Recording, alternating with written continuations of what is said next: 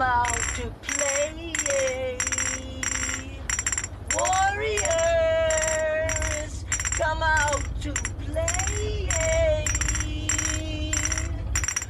Warriors, come out to play.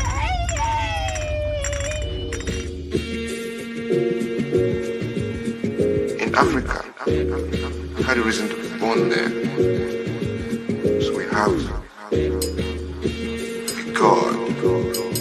We have our gods and we have our mode of worship.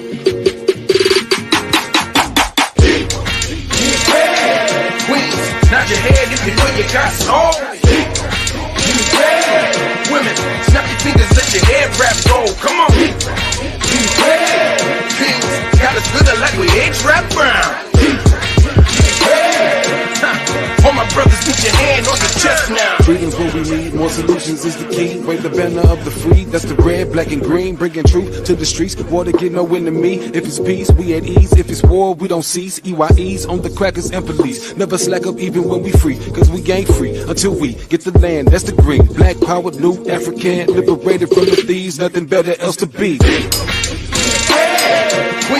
nod your head if you know you got soul.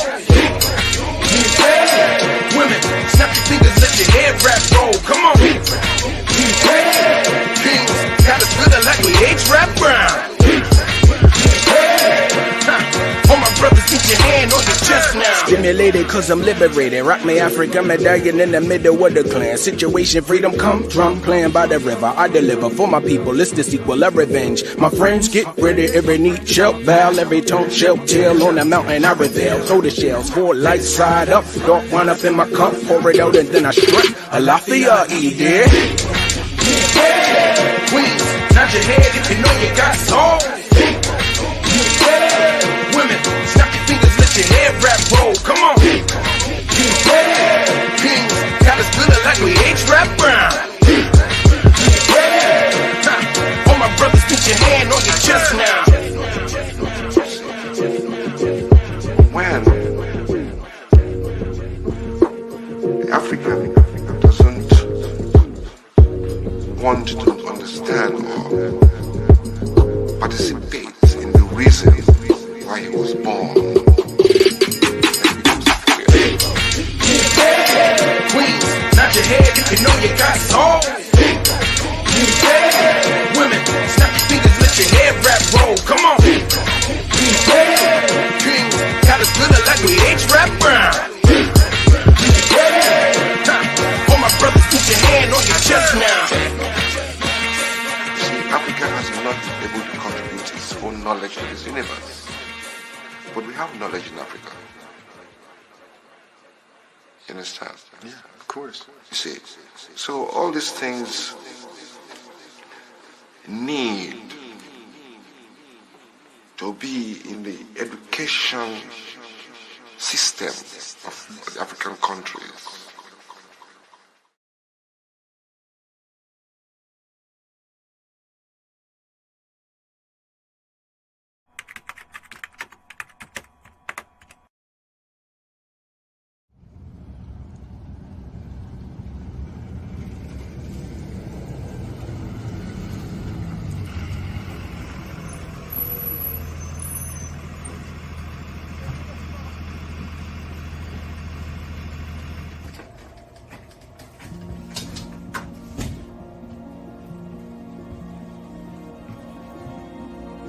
How was school today?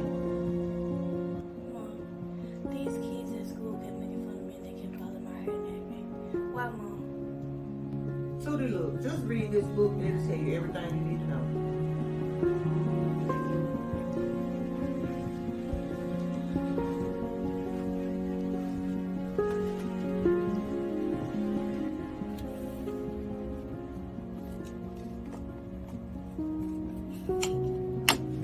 There's another N-word we throw around in and out of the black community called nappy. We have taken that word like the other N-word, nigger, and made it a word of adornment. I have heard the word nappy my entire life, which was used to insult, degrade, and hurt someone. This word is a derogatory term that was used in our ancestors' so A Available now. I love myself. Same tree, different brand. I hope you love yourself, because love is only love when you love somebody else. Alafia, E-Tim Hotel, Rennie Sean. Welcome in peace. My name is Sean. I'd like to appreciate everybody tapping into the Warrior Clan YouTube channel. Please do me a huge favor. Like the show, share the show. Let people know that we're actually live, man. I want to deal with an actual topic that has repeatedly been regurgitated and by numerous people. And they are of the belief that Black people been in America. Nobody came over here, been here. And they also of the belief that after Reconstruction, they lost everything. We lost everything. That is when Europeans had an opportunity to reconstruct history, reconstruct everything. That's what Reconstruction is all about. This is often regurgitated by these people, and it's annoying. So what I want to do today is I want to get into some things that I often hear them ask for, and what they tend to want to not accept.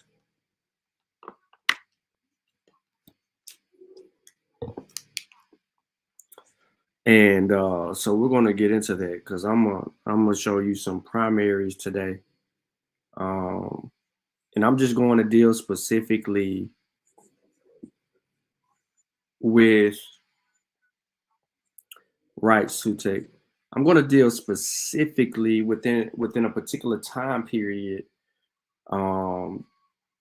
where people were coming directly to America. Now, I might have one or two that might go a little bit before then, but my intention is to line it up with this whole census through Reconstruction time period. None of your business says it didn't happen. That is the claim. I am going to play the claim for you, none of your business, so that you actually can see the claim. You can hear it for yourself. Now, the person that you're going to hear it from is not the only person. There's other people, and it's been uttered numerous times. I was trying to see if not a coincidence was going to show up in the chat, but he might be busy, he might be working, he might be watching Boston and the Sixers. Who knows? So, but no, I need everybody, man. If you're in the chat and you watching the stream, I need y'all to like the show, share the show. There should be a lot more people in here early, because once I get started and people start straggling in here, they don't know what's going on. And then they catching the tail end of some stuff, and then they ain't got it. So I'm trying to buy us all some time before we get going, man, to see if we can get some, get the likes up. The whole fucking show. Yeah, this should be good. Let me grab the popcorn. Yeah, grab your popcorn. Make sure that it's buttered. Make sure you got your soda or cold drink or whatever y'all call your beverage of your choice. Make sure you got that. It's going down. What up, Donnie? What up, Zane? Sutek in the building. Edward is in the building. Keenan is in the building. What's good, Teddy? Everybody else that hadn't said anything.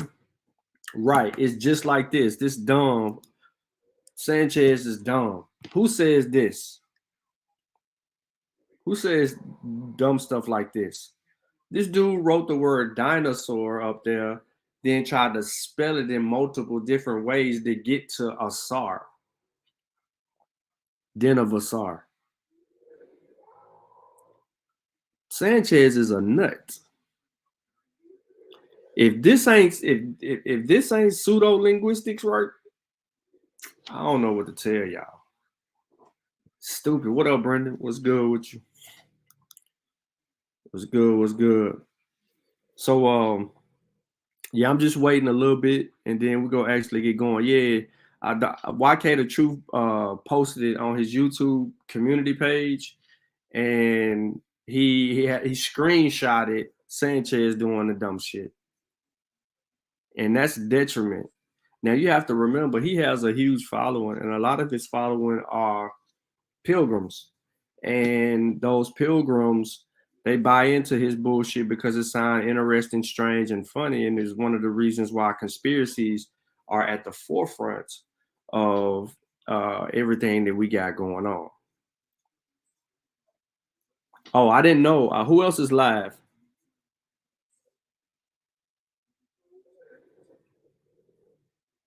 Anybody else live? Yeah, man, hit the like button, man. We finna get it in. He said, I'm calling the misinformation police. He said, hey, man, y'all see what the whole fucking show said, man. Hit the like button, man. Bless us with a like. It don't cost you a dime to like the stream. We're going to get into it in just a minute, man. You know, just wait just a little bit more before I get into it. So, you know what? Never, I'm not about to make. Yeah, Sanchez said, hold up. Let me try to pull it up. Let me pull it up for everybody. Before we get started with what we're going to talk about, let's deal with Sanchez real quick. Well, let me show y'all what YK the Truth shared. Let me put it like that. Let me share what YK the Truth shared. Yeah. Come on, man. Like the show, share the show. Get some people in here, man. This is important.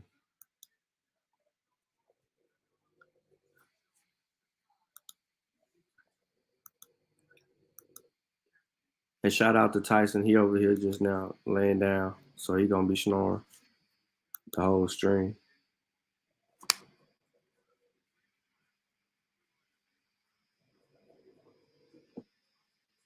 So look, y'all see it. It's right here on the screen. Just for everybody that don't know what Sutek was talking about in the chat who hadn't seen it, this is proof that anybody can be somebody on YouTube. I can't make this shit up. Dinosaur, Den of Asar, Den Osiris, Osiris, Osiris, Dinosaurus, Den Osiris, Den of Asar, Dinosaur. And the nigga shirt say flat power, bro. This motherfucker shirt says flat power, bro. It's all a hustle. He done came into all of this off of conspiracy theory junk.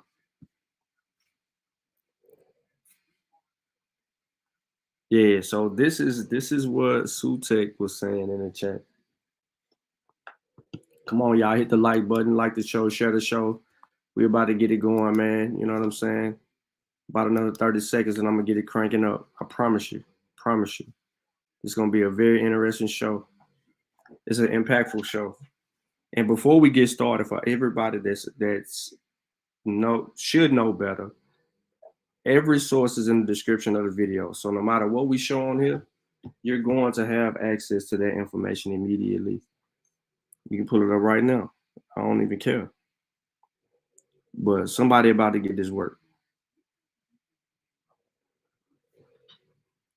I about had enough of this. Yeah, you, me, both, Zane. We killing the flat earth, then turning our guns on the elbows as well. We right behind you, bro. Hey, cheers. Cheers. Nothing like some good old apple juice. Cheers.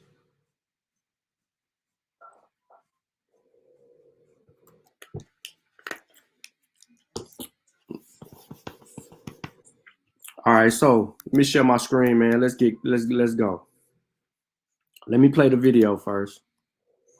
Let me play the video. Listen closely. Listen closely. Now I just get on this panel, and they're looking at the etymology of prairie nigger for some reason. What I'm reading? Prairie nigga. The chief habitat of Native American peoples of the Great Prairie and nigger. Okay, so what? And instead of black, it's red. It's not talking about black folks, bro. They're applying it to people. Red nigga, black nigga, tree nigga, prairie nigga, sand nigga. A nigga is a nigga. A nigga is easily distinguishable from every other people group on this motherfucking planet. A nigga is easily distinguishable from any other people group on this motherfucking planet. Relax, Smoke. Sean, what's good? You relax. Coolin', bro. What's good? What's good? OHF. What's good, bro? Another day trying to battle the Indians. I see y'all. Another day getting put in the box. That's what you mean. See, y'all got the crackhead on here. This the bravest one. This the bravest one out of all of them. Yeah, but he don't. Yeah, it's because he remains to be ignorant. He's not here to learn. He's here to just deflect. Yeah. He ain't bringing no type of information that's going. Nigga, everybody know about this transatlantic slave fallacy. Nigga. Everybody know about the transatlantic slave fallacy. Yeah. He ain't bringing no type of information that's going. Nigga, everybody know about this transatlantic slave fallacy. Nigga.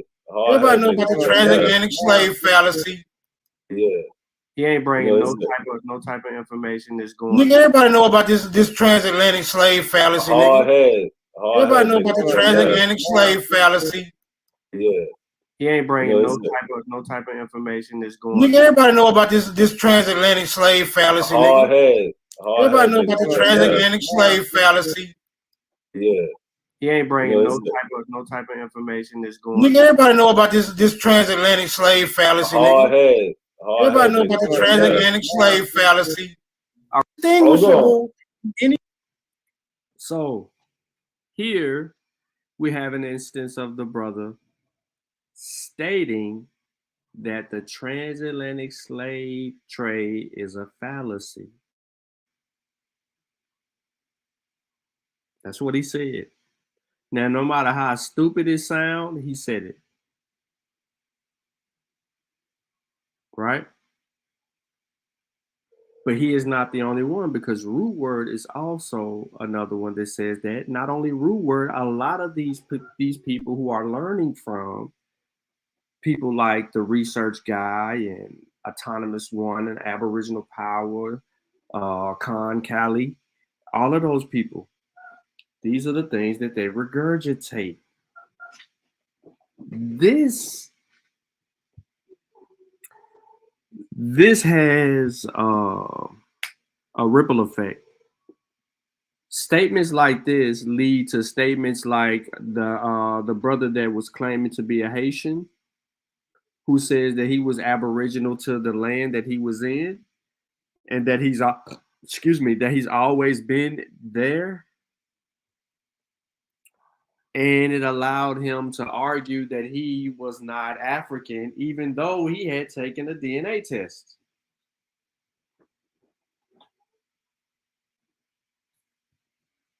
One more time. The other people group on this motherfucking planet. Relax, Smoke. Sean, what's good? You relax. Coolin', bro. What's good? What's good? OHF. What's good, bro? Another day trying to battle the Indians. I see y'all. Another day getting put in the box. That's what you mean. See, y'all got the crackhead on here. This the bravest one. This the bravest one out of all of them. Yeah, but he don't. Yeah, it's because he remains to be ignorant. He's not here to learn. He's here to just deflect.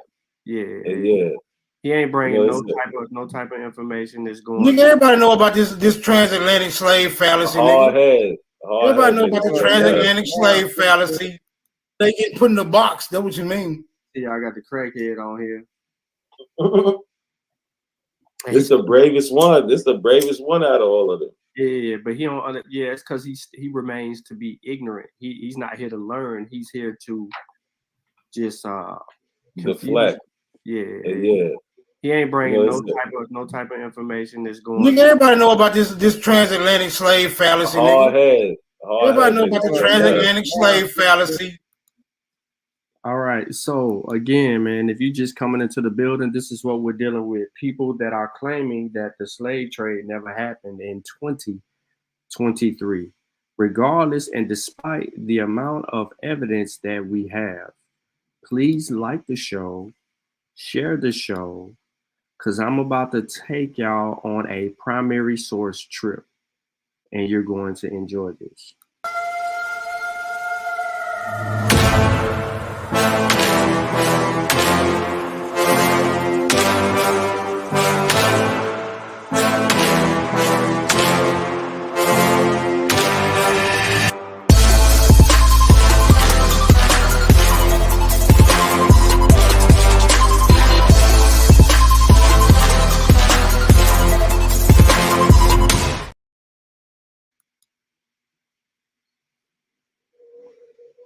All right, so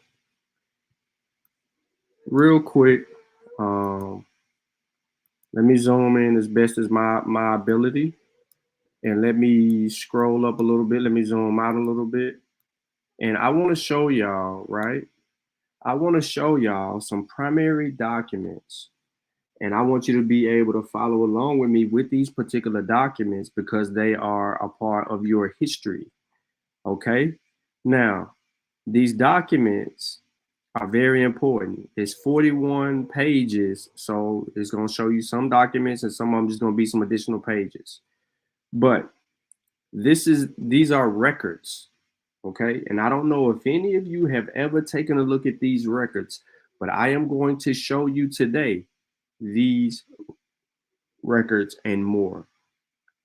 All right, so this says Maritime Records, Port of Philadelphia. So real quick, ladies and gentlemen, there was a port in Philadelphia, and these are the maritime records that are associated with the port. It says transcription of historical records containing data on the port of Philadelphia and its shipping industry. Section 1, Port Warden's Minutes. So there's a list of minutes from 1766 to 1880 that Port Warden's minutes are recorded. All right, number 2, Alphabetical Index of Naturalization Records from 1794 to 1880. Arrivals and clearance of vessels, Philadelphia, 1783 to 1880. Alphabetical list of crews, Port of Philadelphia, 1789 to 1880.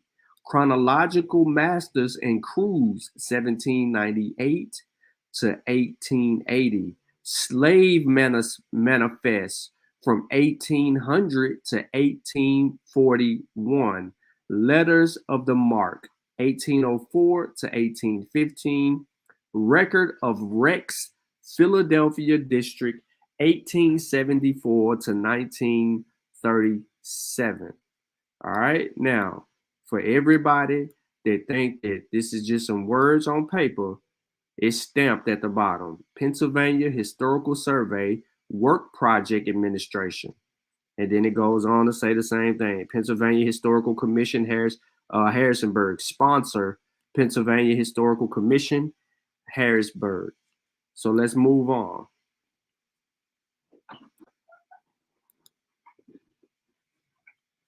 Let me flip this. My bad. Boom. Let me zoom in as best to my ability. You should be able to see this pretty good. So right here it says form of report and manifest of a ship or vessel of the United States from a foreign port. All right, now it says report and manifest of the cargo laden on board of the schooner Phobe. This is a schooner. Schooner is the name of the boat. I mean, a schooner is the style of the boat. Phobe is the name of the boat. So it's the way you spell it is Phoebe. Prize to the ship Ganges, whereof Calvin Stevens is prize master. So Calvin Stevens is the guy right here. Which cargo was taken on board at Africa. bound for the port of Philadelphia, burthen 70 tons, breadth 19 feet 10 inches, depth 6 feet 10 inches, built at in the it tells you where it's built at. No, in the state of, it doesn't tell you that, and owned by, it doesn't tell you that, merchant at, and as per register granted at the blank time of day abound Philadelphia. So they left a lot of stuff blank. Now, what does it say here? Package and content. So it says marks, noms inclusive, packages and contents, by whom, shipped to whom, cosign, places of cosigns, ports of destination. It says 180 Africans, men, women, and children. Aboard this ship, this schooner, was 180 Africans, men, women, and children. That's not it. There was 30 water casks, 2 barrels and a half of bread, half a barrel of pork, half do beef. And this was signed by Calvin Stevens. Who is Calvin Stevens? He is the prize master of the schooner.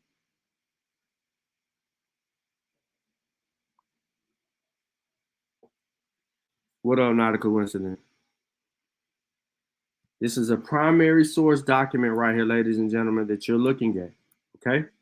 Now, watch what it says.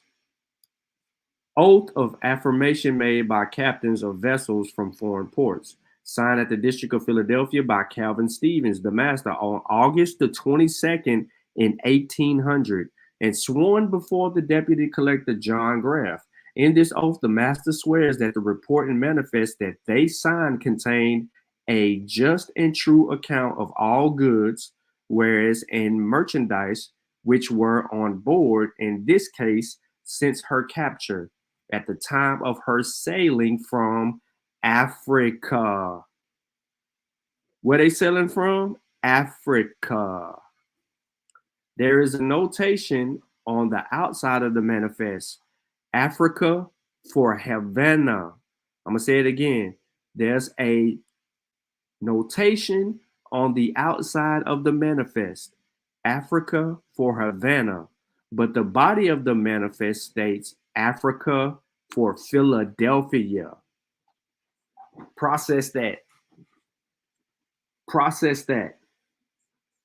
A boat, schooner, name, fob, master, Calvin Stevens, is taking a boat full of men, women, and children from Africa to Philadelphia, the port of Philadelphia. We don't need no equity. We don't need none of that. So let's move forward. I'm telling you, we're doing nothing but the primaries. Nothing but the primaries. Zoom in. Here go another document similar to what you just looked at, right? So what you thinking? Nah, it's the same one. Psych, it ain't. Form of report and manifest of ship or vessels on the United States from foreign port. Report and manifest of cargo laden on board the schooner, another schooner, Prudence. Prize to the ship whereof William Robbins is the prize master, which cargo was taken on aboard at Africa. Burthen 118, 10 over 45 tons, built at, in the state of, and owned by merchant at, as per register granted at the day of, bound for Philadelphia. So here we have packages and contents. 16 water casks, 1 key tobacco. So they got a key of tobacco on them. 17 Africans, which were men, women, and children. What happened on this boat? The oath or affirmation made by captain of vessels from foreign ports, signed at the District of Philadelphia by W.M. Robbins on the 22nd of August in 1800, before John Graff, Deputy Collector.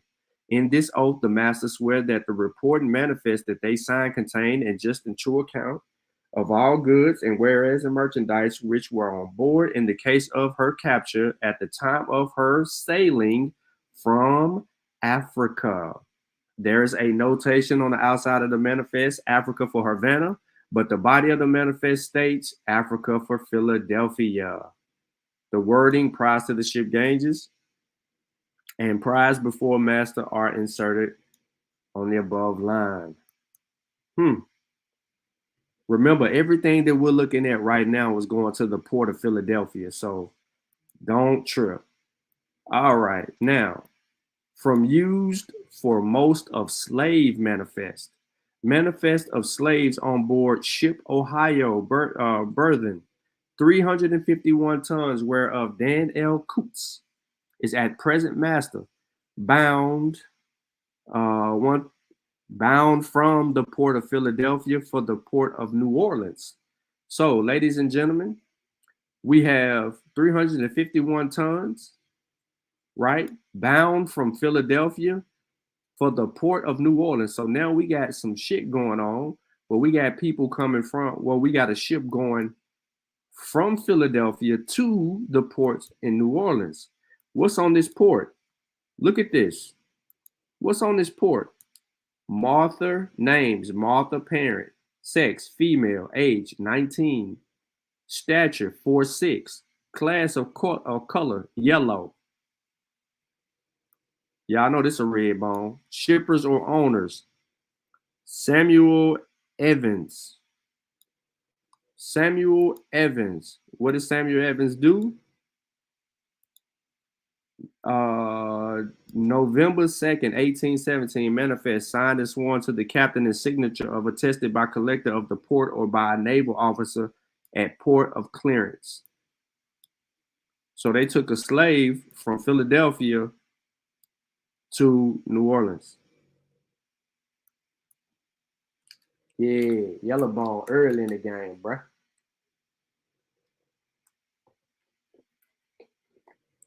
We just getting started.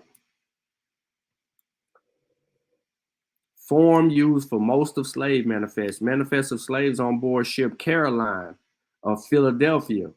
Burthen 2, there's not a number of tons, whereas James Searle is at a present master bound for the port of Philadelphia for the port of New Orleans. So another ship is headed to New Orleans from Philadelphia.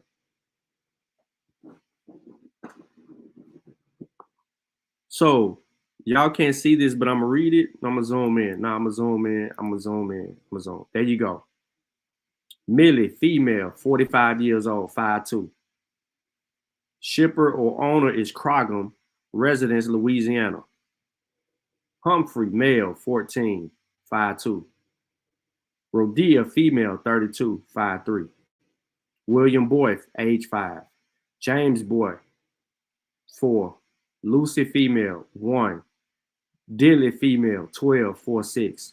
They got a fucking 5, 4, and 1-year-old on the ship.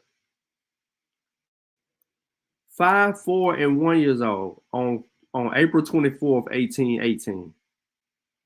The manifest signed and sworn by the captain and signatures attested by collector and porter or by naval officer at the port of clearance. Craziness. Notice they didn't even bother to measure the height of the 5, 4, and 1 year old.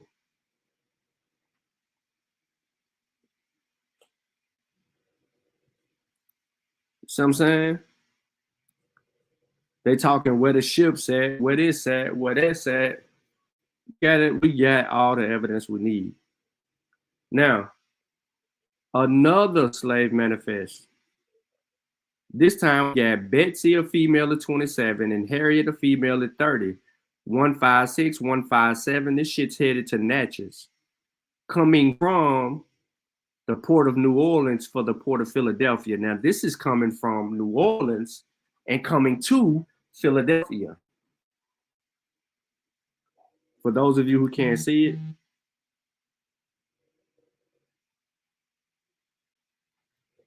there you go. And it's telling you right here, the port of New Orleans for the port of Philadelphia. Let's go to the next one. Now, I'm not going to go through all of these because I want to get through some more sources. But here we go again. This is coming from the port of New Orleans to Philadelphia. Jack Hunt, male, 25, 8, black. You see what I'm saying?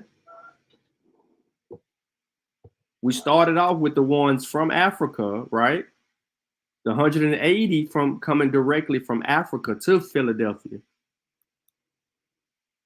But they kept these records right here. So when people like you don't have no evidence for something, we have these records. But don't worry, there's more. And I'm only dealing with the Port of Philadelphia. This is just it. This is the Port of Philadelphia. There was more. So they're like, what are slave ships or what? Now, listen, I've named ships. I named 3 or 4 different ships. This one's called the Brig New Hanover of Philadelphia. But we named these ships, these schooners, right? We named them, right? Now, all of this is 1800s. There's a reason that I chose 1800s. I'm going to say it one more time because there was a lot going on in the 1800s, right? And we had a lot getting ready to transpire. Okay, so now I want to take you to a whole new general source. Remember, everything that I show on the screen, you can access it in the description of the video, and you can use it to argue whatever you want to argue as you see fit. This is a manuscript. I know what you're thinking. I know you're thinking, you never know. All right, so the following is a transcription, okay? This is a manifest of Negroes, mulattoes, and persons of color taken on board Catherine Jackson of Georgetown, whereof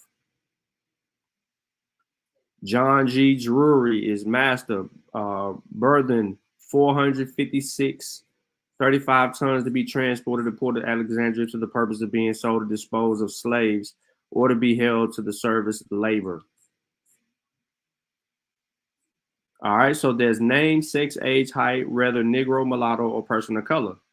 Nancy Butler, 50 years old, 5'9", black. Bibby, 45, 5'3", brown. Caroline, 17, 5'7", no distinction. Basil, male, 16, 6 feet, no color. Martha Ann, the rest of these don't have no colors on here. Philip Merrick says black, brown, all of that shit, right? Okay, know what y'all thinking. But where's the document? So you just scroll on down to the bottom real quick, and you can deal with it how you want to deal with it. Let me zoom in. Let me double click. There we go. So here we go right here. Look, black, brown. You know, instead of them saying the same color over and over and over, they start drawing a little 2 lines. Here we go right here, ladies and gentlemen. You can access these documents. Look, you scroll down, as you can see right there. You just keep scrolling. You're going to see people. You're going to see people. They ain't got no, some of them ain't got last names. Some of them just got initials. Right here, you just keep scrolling, keep scrolling, keep scrolling, keep scrolling. Look at that. You know, they're going to tell you the height. They're going to tell you the sex. They're going to tell you the age. They're going to tell you if they're black. Brown or indifferent. Ain't no white people on here, though. You can bet that. Ain't no white people on here. Black and brown. So if you dark skinned, they're gonna label your ass black. If you a little bit lighter than dark. Look at this. What does it say? A port that I mentioned earlier. Port of Alexandria.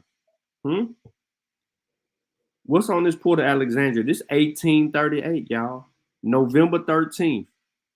November 1838. When them motherfucking slaves. When them motherfucking slaves. Y'all remember that, right? Same documents, yo. It's crazy. You can go access that. You can access this stuff. I know this is some of y'all first time seeing this. Not everybody, but some people's first time seeing it. So, you know, I'm trying to let y'all soak up this information. Now, it's the same thing right here. This is the slave manifest for the Brig Orleans. You heard me earlier when I talked about the port of Philadelphia. There was a brig on there called Orleans. And among this brig right here, right?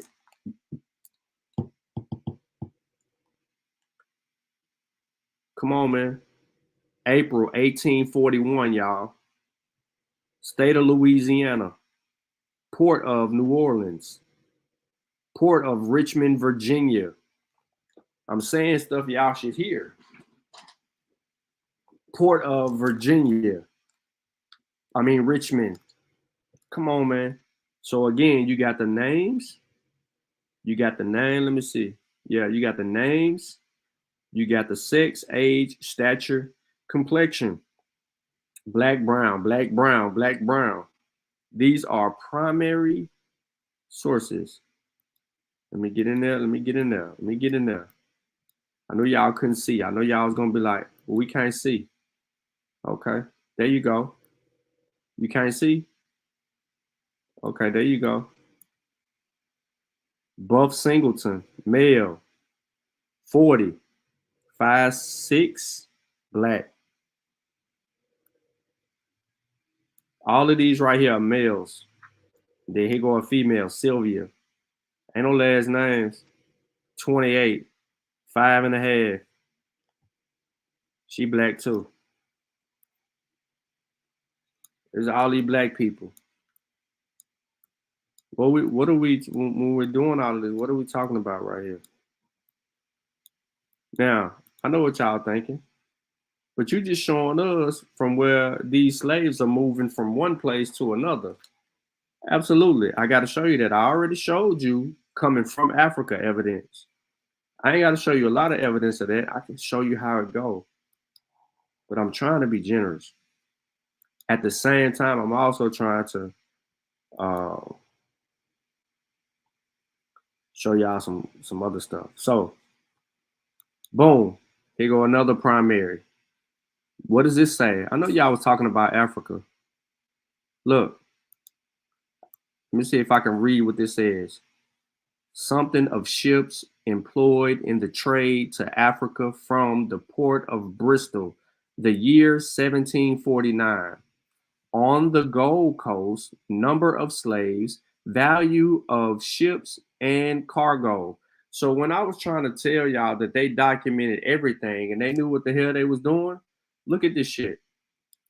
Look at the number of slaves, 450, 230, 250. Come on, man. Let me zoom in. Can y'all not see this? Look at this, man. Now let me for the other people. Let me scroll down a little bit. There was a total of 5,180 fucking slaves right here, and then valued at $103,100 or something like that.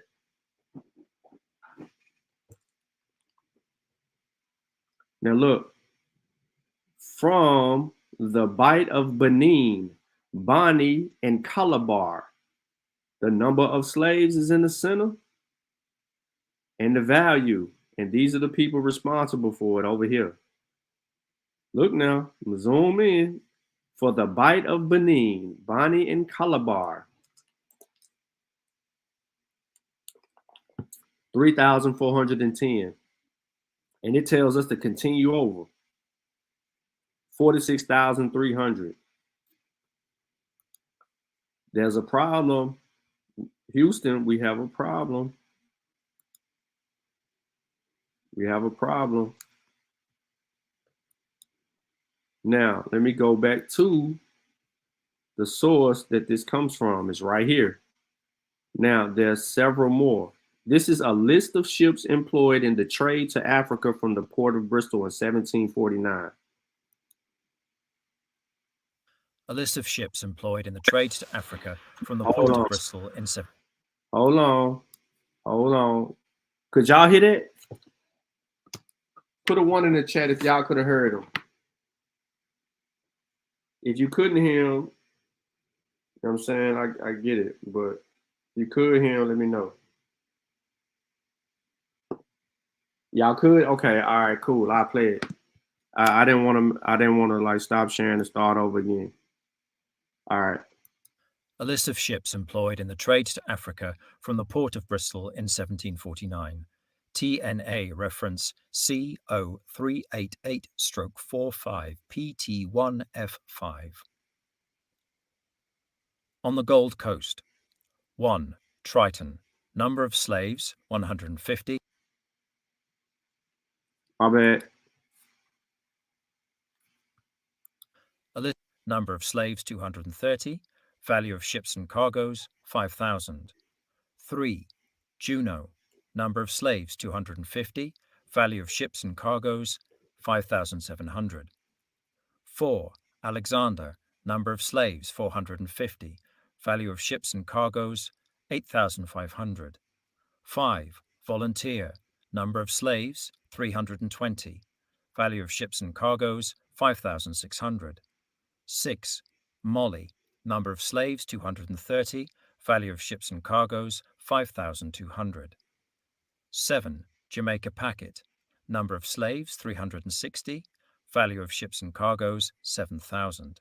8. Spy, number of slaves 320, value of ships and cargoes 6,000. 9. Swift, number of slaves 280, value of ships and cargoes 5,200. 10. Two Brothers, number of slaves 300, value of ships and cargoes 5,700. 11. Baltimore, number of slaves 280, value of ships and cargoes 5,500. 12. Polly, number of slaves 400, value of ships and cargoes 7,500. 13. Fly, number of slaves 220, value of ships and cargoes 4,600.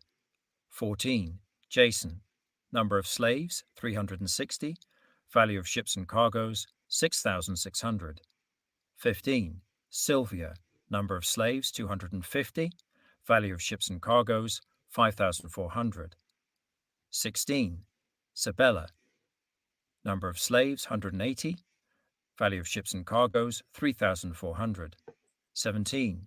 Cornwall, number of slaves 300, value of ships and cargoes 6,200. Number of slaves 5,180, value of ships and cargoes 103,100. For the Bight of Benin, Bonny and Calabar. A bight is a curve in the coastline which forms an open bay. To the east of the Bight of Benin is the Bight of Bonny, formerly Bight of Biafra. The bight is part of the Gulf of Guinea. Calabar was a major port in the transportation of African slaves. 85% of slave ships that transported slaves from Calabar came from Bristol and Liverpool merchants. 18. Planter, number of slaves 470, value of ships and cargoes 6,200. 19. Indian Prince, number of slaves 350, value of ships and cargoes 4,900. 20. Success, number of slaves 320, value of ships and cargoes 4,400. 21. John and Martha, number of slaves 430, value of ships and cargoes 5,700. 22. King David, number of slaves 350, value of ships and cargoes 5,000. 23. Matilda, number of slaves 320, value of ships and cargoes 4,400. 24. Greyhound, number of slaves 450, value of ships and cargoes 6,000. 25. Charming Betty, number of slaves 400, value of ships and cargoes 5,400. 26. Africa, number of slaves 320, value of ships and cargoes 4,300. Continued over. Number of slaves 3,410, value of ships and cargoes 46,300. All right, so here we go with the transcript. Okay, so let me be specific. On the Gold Coast, Triton, look, go back up here to number 1. You have Triton 450, 10,000. So this just lets you know what I'm dealing with. Triton 150, 10,000. Value of the ships and cargo was 10,000. Okay, this is pretty simple. Antelope 230, 5,000. Juno 250, 5,700.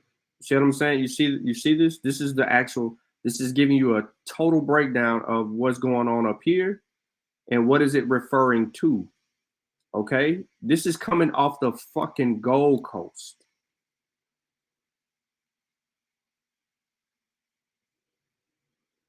right? And this is just 1749 coming off the port of Bristol. It's just some stuff that they're dealing with right here and now. Same thing with the Bight of Biafra or the Bight of Benin, Bonnie, and Calabar. Now, he didn't, I think he said this, but he didn't, but hold up. 85% of the slave ships that transported slaves from Calabar came from Bristol and Liverpool merchants. 85% of slave ships that transported slaves from Calabar came from Bristol and Liverpool.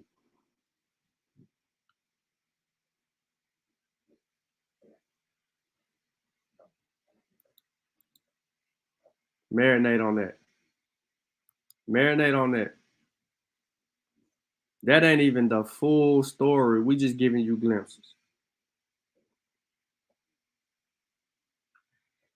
So again, here we go. The image to the left of this page is the account book of Captain Esek Hopkins during the voyage of ship Sally. So now I'm back to showing, giving you a ship name, giving you a captain's name. And what is this ship about? The Sally was a slave ship financed by who? Nicholas, John, Joseph, and Moses Brown, a group of brothers.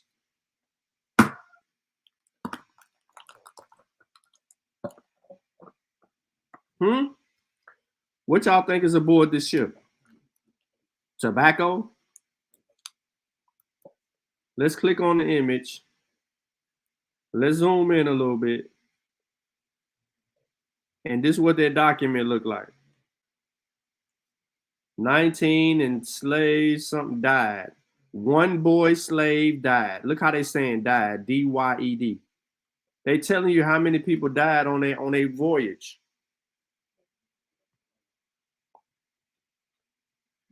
This is each day, 1765, August, the 21st, 25th, 27th, 28th, and 30th. For those of you who can't peep, this first line are dates. Every last one of these dates are involving something that transpired. Slave, something on us was obliged, fine on them, and destroyed 8, and several more wounded, back, they and ones and broke, whatever that is. One boy, one girl, slaves, or whatever this is, died.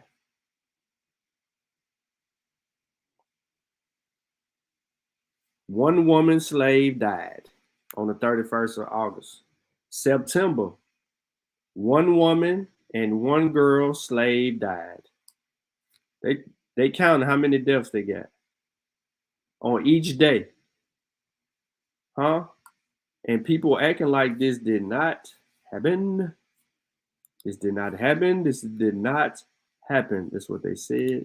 They said that it didn't happen. That's what they said. They said it ain't happen.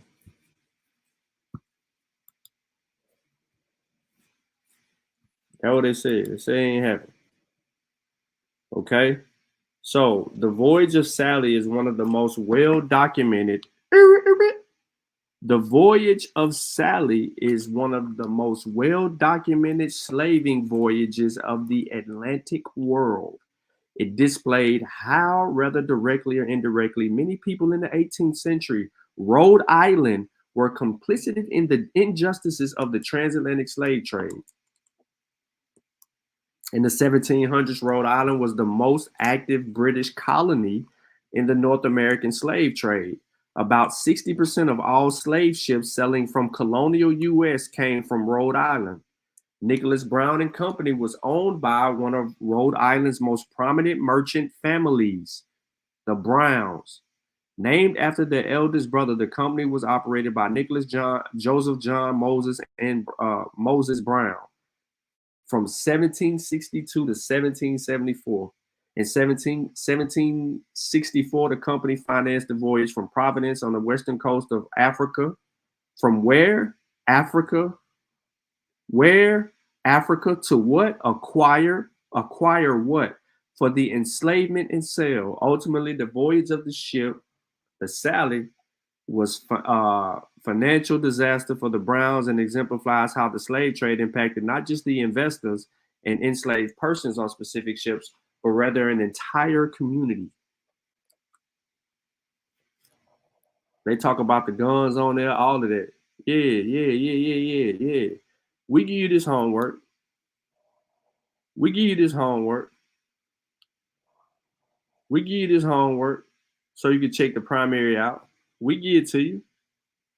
Yeah, we'll give it to you. How you want it? I'm like Tupac. Don't know how do you want it? How does it feel? Coming up in the fast game, living in the fast lane. I'm for real. How you want it? Come on, man. Where you at, elbows? This didn't happen, right? The slave trade that never happened. Come on, man. It says, shipped by grace of God in good order and well conditioned by Nicholas Brown and Company, in and upon the good brig called the Sally. Remember, we just talked about that. These are documents that are handwritten and signed as evidence of participants in the kidnapping of our ancestors. So listen, if you are in Rhode Island specifically, right? Let's just say it. And you're looking for like family members or whatever the case, or somebody to accuse or blame. Like, this stuff is right here. We know who to point the finger at. This family was instrumental in the kidnapping and the enslavement of Africans, and we got all the documents to prove it, bro. Can't run from it. Right there. So I don't want to hear none of the riffraff, right? The riffraff. And those are primaries. Now, people talk about like what happened in the other case. We know what happened, but guess what, y'all? This makes it more important above this ship. And I need to read the abstract, y'all. I need to make sure that you can see it. Make sure y'all can see it. This book right here, look, got to show it to y'all. Brig Sally's account, book from 1765. This is a book from 1765 regarding that ship.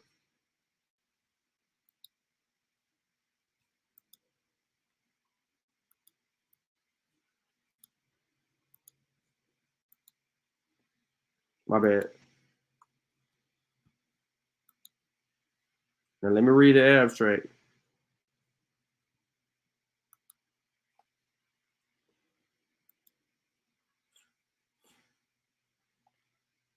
All right, so there you go. You should see the abstract. Pretty cool now.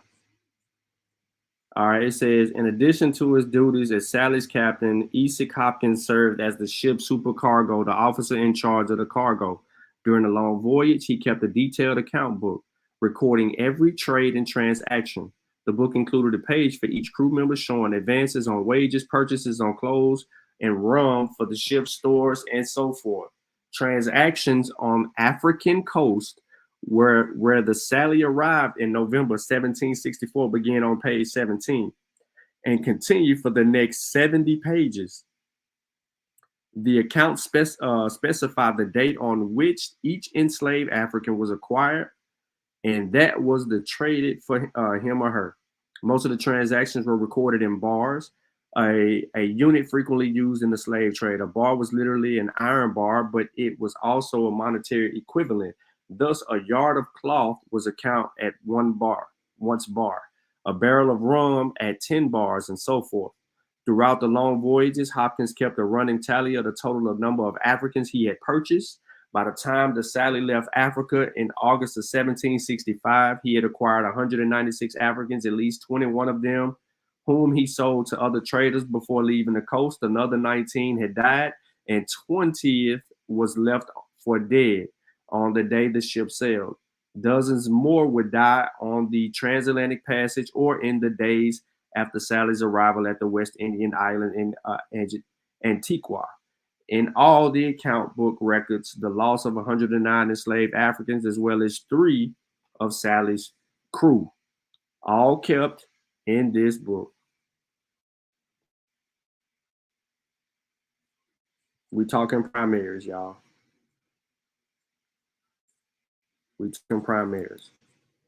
Now, I got a little treat for everybody. Not a coincidence you still here.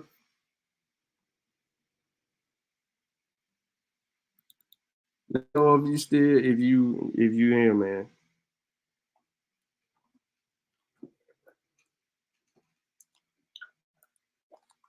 I'm about to arm y'all with something that you've never had before. I'm gonna say it again. I'm about to arm y'all with something you never had before. 371 pages of papers of the American slave trade. And this is just part 1. The Port of Savannah Slave Manifest from 1790 to 1860. 300, my bad. Let me go back. I hit my right button on my mouse.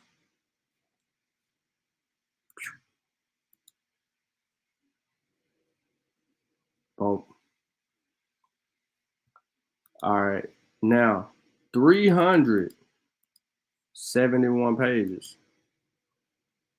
All right. So, real quick, just so you know how this is documented, this is Series D records of the U.S. Custom Houses, UPA collection from LexisNexis. All right. So, we ain't got a fake or fraud, nothing. The cover, slave taking captives, illustrations for the Mary Evans Picture Library. These are papers of the American slave trade, Series D records of the U.S. Custom House, Part 1, Port of Savannah Slave Manifest from 1790 to 1860. Another slave port I'm giving you. All right, you got the project editor, Robert E. Lester, the guide compiled by Adam L. Beckwith and Daniel Lewis, and LexisNexis, and we talking Maryland in the building. Big up Virginia, even though Maryland ain't Virginia, but the DMV. All right, now, I'm slowly going through this for a reason. So here's your table of contents, ladies and gentlemen. Scope and content note, note of sources, editorial notes, state abbreviations, and then all of these reels will provide information regarding participants and documented occasions. And then they, guess what? Guess what they got? Shipmaster, look, ships, shipmasters and their ships, slave owners and shippers, ports and ships.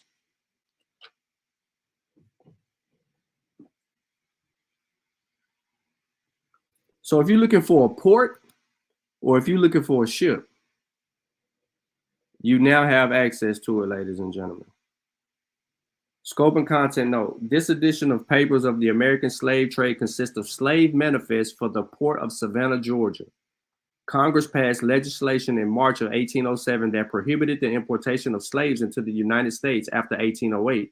And Section 9 required that all vessels of 40 tons or more carrying slaves between ports within the United States file 2 manifests, one for the port of the origin and one for the destination.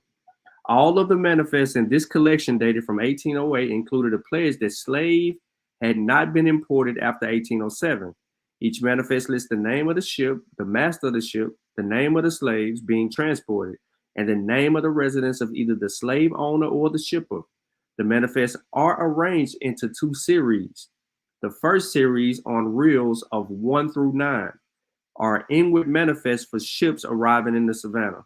These manifests date from 1790 through 1859, but there are no inward manifests for years 1823, 1835, 1836.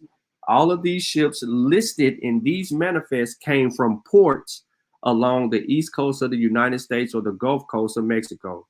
Among the ports listed in the manifest are Baltimore, Maryland, Charleston, South Carolina, Jacksonville, Florida, Mobile, Alabama, New Orleans, Louisiana, New York City, Providence, Rhode Island, St. Augustine, Florida.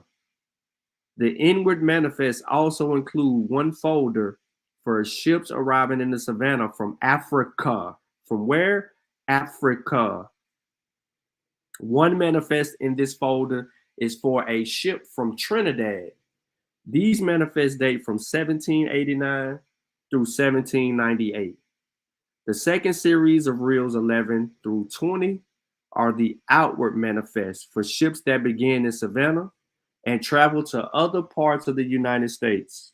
Again, most of the destinations were on the East Coast, with some ships also heading to ports in the Gulf of Mexico. The outward manifests cover the period of 1808 to 1859, but there are no outward manifests for the year 1837. Researchers can make many interesting discoveries in these manifests. There are, for example, approximately 10,000 slave names listed on the manifest. Although the slave names have not been included in the index to the collection, the names of the slave owners have been included. Hence, these manifests might be used to trace the fate of a particular slave if the slave owner's name is known. Many of the manifests include listings for the sale of slaves, along with their children, indicating not only the strength of slave families, but also the fact that slave owners also recognize these familial bonds. The number of women listed as slave owners in the manifest is also worth further investigation. So, LexNexis has microfilmed the personal and family members' papers of some of the owners listed on the manifest. The papers of J.H. Hammond, see manifest in the folds of Reel 15 from frame 0412 are available. In records of antebellum Southern plantations from the Revolution through the Civil War. Yeah, from the Revolution through the Civil War, Series A selections from the South Carolinian Library, University of South Carolina. Hammond families' papers on the Civil War are records of Southern plantations in the emancipation of the Great Migration. Series C selections from the South Carolina Library, University of Carolina, Part 1 and 2. But I don't want to get into all of that. Keep reading all of that for y'all. I want to show you. Okay? What the hell is this? Like I already told you what it was, so you shouldn't be saying that. Okay? It's a good look at the state abbreviations that'll be used in the guide. All right? Here's the real index. So here's reel 1 as mentioned. I'm going to put this on here real slow, and then I'm going to go back to the top and read it. I'm showing y'all what it looked like.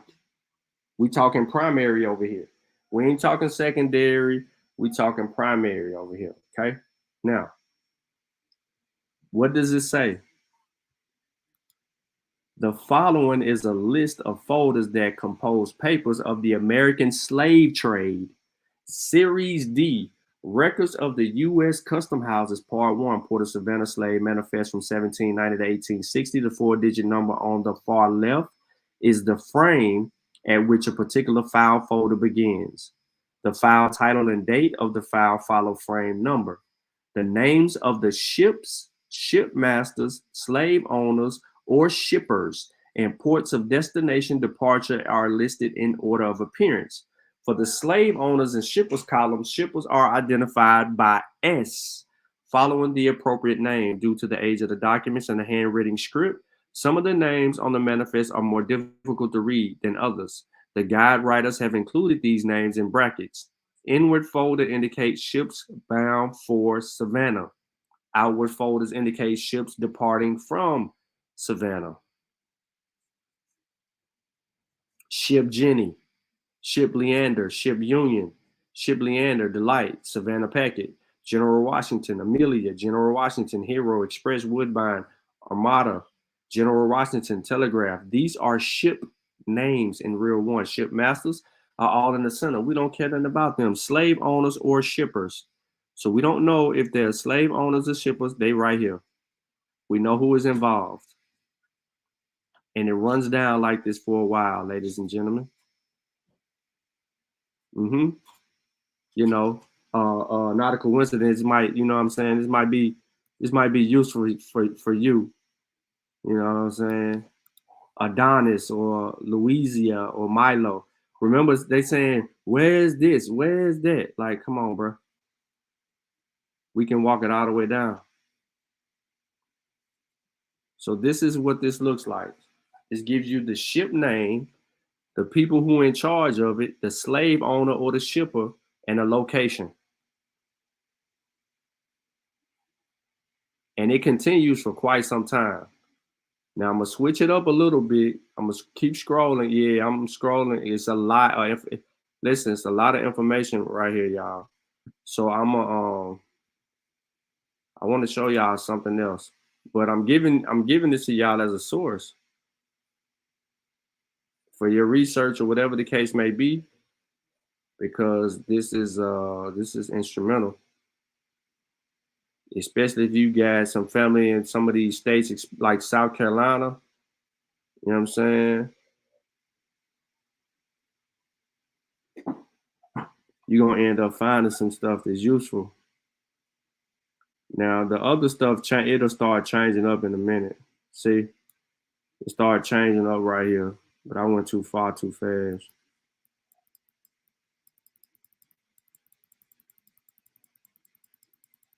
So hold on 1 second.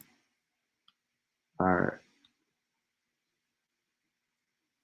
Just to show y'all where part 2 began at page 199. This is the index of ships. The following index is listing of the ships identified in this microfilm collection. The first number after each entry is to the reel. So this is the ships. And you can see they in some type of order. So I don't want to hear nothing about ship this, ship that. Come on, man. We got all of that. We got all of that, and we can go behind it and we can go do our digging. But I needed to show y'all that because there's a large variety of participants. Man, Philly got their ass kicked. By the way, thought I'd throw that out there. But this is for researchers. So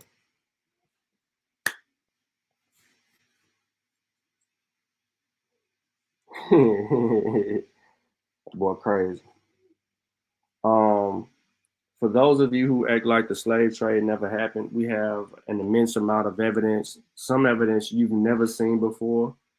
Hopefully after today, that has changed, and some of y'all can access a lot of the primary sources that were shown here today to help get rid of ignorant comments like what we hear from several people on the other side. Again, if you're still wondering why we here or why am I even doing this, all everybody know about that. I see. Another day get put in the box. That's what you mean. Yeah, I got the crackhead on here. This is the bravest one. This is the bravest one out of all of them. Yeah, but he don't. Yeah, it's because he remains to be ignorant. He's not here to learn. He's here to just deflect. Yeah. He ain't bringing no type of information that's going. Nigga, everybody know about this transatlantic slave fallacy. Nigga. Everybody know about the transatlantic slave fallacy. Everybody know about that. They push it. They push it in the compulsory education system. We know all too well about it. Did the transatlantic Holocaust happen? Yes or no? Hell no. If it would have happened, y'all would have had reparations. If it would have happened, y'all would have had. So I saved that for the tail end of it because he said that it never happened. If it never happened, the information that I just showed y'all is proof that it happened. I literally just showed you an immense amount of evidence that it happened. Not speculation, assumption, none of that stuff. It happened. Now, someone wants to argue that it did not happen and that I am wrong. I am waiting on you right now to prove me wrong or to argue against any of the information that I just shown here today. I'm waiting. to the people that have a problem with the information presented here today. You have an opportunity to join me right now and disprove the information with information that will disprove the information that was shown. And I'll wait.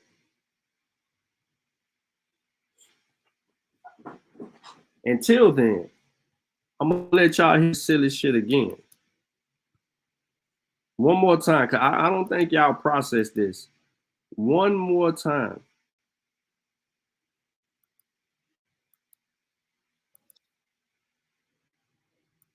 I see y'all got they get put in the box. That's what you mean. Yeah, I got the crackhead on here. This the bravest one. This the bravest one out of all of them. Yeah, but he don't. Yeah, it's because he remains to be ignorant. He's not here to learn. He's here to just deflect. Yeah. He ain't bringing no type of information that's going. Nigga, everybody know about this transatlantic slave fallacy. Nigga. Everybody know about the transatlantic slave fallacy. Everybody know about that. They push it in the compulsory education system. We know all too well about it. Did the transatlantic Holocaust happen? Yes or no? Hell no. If it would have happened, y'all would have had reparations by. If it would have happened, y'all would have had reparations by now. Tell me why. Tell me why. If it did happen, y'all got all these facts. Smoke. Just listen, brother. Just listen. Why y'all ain't got reparations, bro? Smoke. Listen. All right, so it didn't happen, right? According to present your facts to the court and get your reparations. Smoke. You ain't gotta convince me. Present your facts to the court. Smoke. Get relax, man. Relax. Please. Let's show him the question you said that it did. You said it did not happen, right? That's what you said. So yeah, it did happen. Y'all already got y'all reparations, right? Because it happened. Smoke. So what were the black people? Okay, where did the black people come from that inhabited this land, and what the fuck did they build? Everything. Okay, so they built everything here. Can you name some things that black people built before white people even got here? Pyramids, mounds, castles, Capitol buildings, from every other people group on this motherfucking planet. A nigga is easily from every other. I would have had reparations by now. Tell me why I would have had reparations from every other people group on this motherfucking planet. A nigga is easily distinguishable from any other people group on this motherfucking planet. Relax, Smoke. Sean, what's good? You relax. Coolin', bro. What's good? OHF. Let's go. Another day trying to battle the Indians. I see y'all. Another day getting put in the box. That's what you mean. See, I got the crackhead on here. This the bravest one. This the bravest one out of all of them. Yeah, but he don't. Yeah, it's because he remains to be ignorant. He's not here to learn. He's here to just deflect. Yeah. He ain't bringing no type of information that's going. Nigga, everybody know about this transatlantic slave fallacy. Nigga. Everybody know about the transatlantic slave fallacy. Everybody know about that. They push it in the compulsory education system. We know all too well about it. Did the transatlantic Holocaust happen? Yes or no? Hell no. If it would have happened, y'all would have had reparations by. If it would have happened, y'all would have had reparations by now. Tell me why. Tell me why. If it did happen, y'all got all these facts. Smoke. Just listen, brother. Just listen. Why y'all ain't got reparations, bro? Smoke. Listen. All right. So it didn't happen, right? According to present your facts to the court and get your reparations. Smoke. You ain't gotta convince me. Present your facts to the court. Smoke. Get your reparations. Man, relax. He meant every bit of that. He was serious. I hope don't nobody think that he was playing. He's dead serious. He's not the only person like that. I wish I would have had the other clip of the other dude, Root Word, saying it, and then other people that were saying it as well. Yes, we know that they're regurgitating it. Absolutely, we know that. But the mere fact that this is something that is continuing to be said in 2023 with the immense amount of evidence that we have shows that we have a problem that continues to grow at large, because they have mothers, y'all, mothers that are teaching their children this. I kid you not. They're regurgitating this silliness to children and got little kids thinking that same way that they are.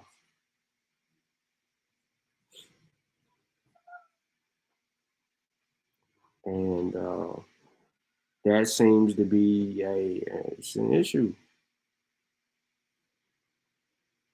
It's an issue.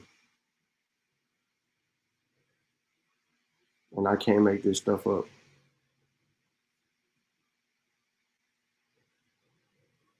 American Aboriginal culture was singing, dancing, and eating in another life. The dude crazy, man. The dude crazy, bro. I don't know what's going on with the guy. I don't know what's going on with the guy. And yes, this is the same exact stream where the brother who didn't want to be African found out that he was African.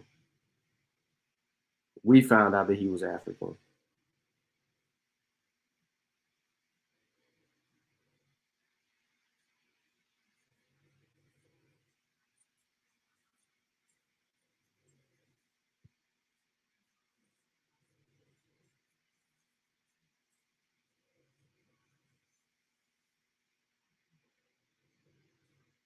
Yep.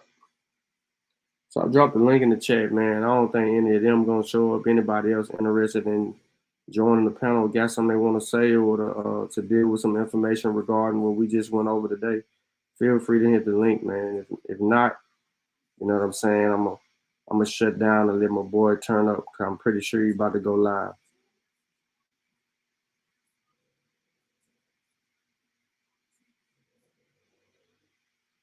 Yep.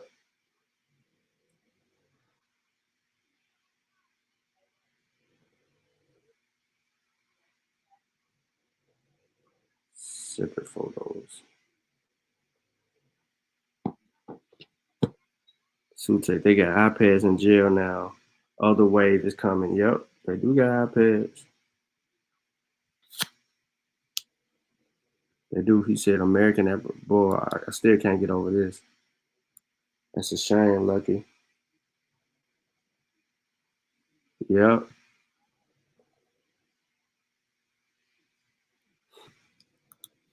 Let me see if I want to find something else that's instrumental. So this dude, let me see. I want to see them honoring. Tell me somebody honoring it in, bro. So, bro, here's the thing about it. I need you to hear me. You know, is to present the evidence for your.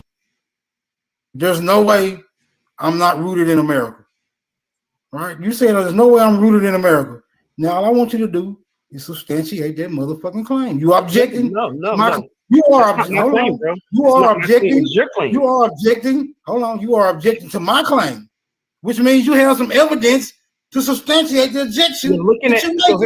Now, what I need you to do is to present the evidence for your objection, sir. Got you. So you can't do that. You can't do that. My claim is going to stand. My claim going to stand. Because I got proof. I got proof that I'm in America. I got proof that I'm in America. So listen, we established that this is the contradiction to what you're stating. History. Everybody's in agreement in saying that people who are African American have a migration story from another place. Everybody's not in agreement with that. Hold on. Everybody's not in agreement with that. Everybody is in agreement. Bro, listen to this. No, they're not. Everybody's in agreement. No, they're not. Everybody's in agreement through history. Here's the problem. Pull up that old man there, Negro head. Let's see if he's in agreement with that. You said, listen, bro. You said I'm rooted in America. You have listen to his contentions and the things that he says, while not a coincidence, has a primary article up here talking about at a numerous and a respectable meeting of the Africans and their defendants in the city of New York held the 2nd day of December, 1807. Now, I told y'all that I specifically showed evidence from a particular time period for a reason, because the same time that this is transpiring, they still dealing in slaves. They still dealing in slaves. History comes from Santa Claus stories. That boy crazy.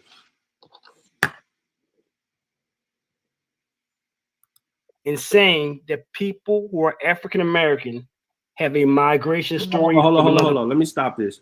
So, root words. Did the slave trade happen? Yes or no? Are you of the belief that the slave trade never happened? And we don't have no evidence of it happening.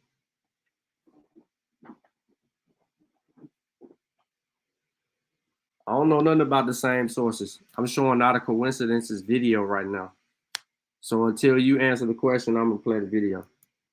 Please. Everybody's not in agreement with that. Hold on, bro. Hold on. Everybody's not in agreement. Everybody is in agreement, bro. Listen to this. No, they're not. Everybody's in agreement. No, they're not. Everybody's in agreement through history. Here's the problem. Pull up that old man there, go ahead. Let's see if he's in agreement with that. You said, listen, bro. You said I'm rooted in America. You have to yield evidence to show that all your ancestry and all African Americans' ancestry. I don't have to do that. I don't have to do that. Not. Hold on. I don't have to do that. Is not. I don't have to do that. You're making a. You said proof of the stories. Well, for this entire show, I actually showed proof of the stories. And I basically use primary evidence to tell the stories. Here's one of the documents, right, that let us know what's transpiring. But as soon as I go over 2 pages, look at what I got here. Look what I got here. Since I know you just now coming. So this right here is a form of report and manifest of a slave ship or a vessel. So it says report and manifest of a cargo laid on the board of the schooner Fold, prize of the ship whereof, let me back. Calvin Stevens is prize master, which cargo was taken on board at Africa. So right here, what it says in here is that, and it's bound for Philadelphia. So it says 18 African men, women, and children were aboard this schooner, which was headed to Philadelphia. So this is coming directly from Africa to Philadelphia. It's not the only one. There's more. I don't have to make up anything, right? I just show you, now refute. Schooner, Prudence, same thing. 17 African men, women, and children on board this. Now, this is just going to one particular location. This is not all the locations. This is one particular location. This is going to the port of Philadelphia, which you said there were no ports. You made that claim. Schooner boat. Schooner, brother. Schooner. Schooner. Like school. Schooner. Instead of the L for school, remove the L and then add the N-E-R. I just gave you the port name. Disprove the source. No. Don't say you know about the boats and then you don't know about the ports. Don't say you know about the boats but don't know about the ports. So I just gave you a port.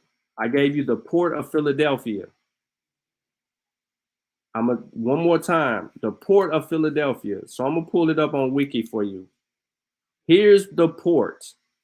Better yet, I ain't even got to do that. Let me go back and let's look at images. Since you like pictures, you like a toddler. You see this port right here? You see this port right here? This port, Philadelphia. They brought in Africans to this port. Africans were at this port, brother. Philadelphia. This was a destination for Africans. Right here. Port of Philadelphia. Huh? This ain't the only port.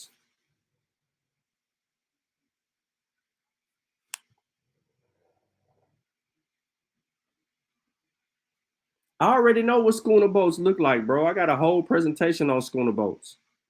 I got a presentation on the schooner boat that was happened during the illegal slave trade that ended up crashing in the Caribbean. We know what they were. We know how they look at. Boom. We know. We gave it gave you a name on the document. It said Prudence. So let's look it up. Schooner boat Prudence.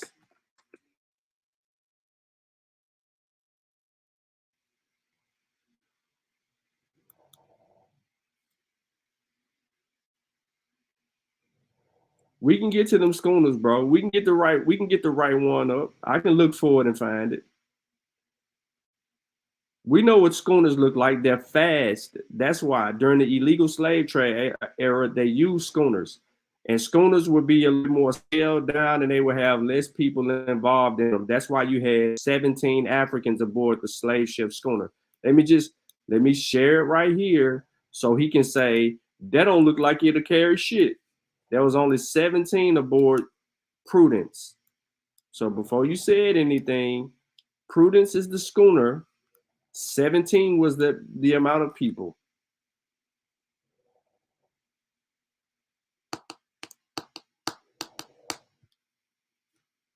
So before you say anything, we know.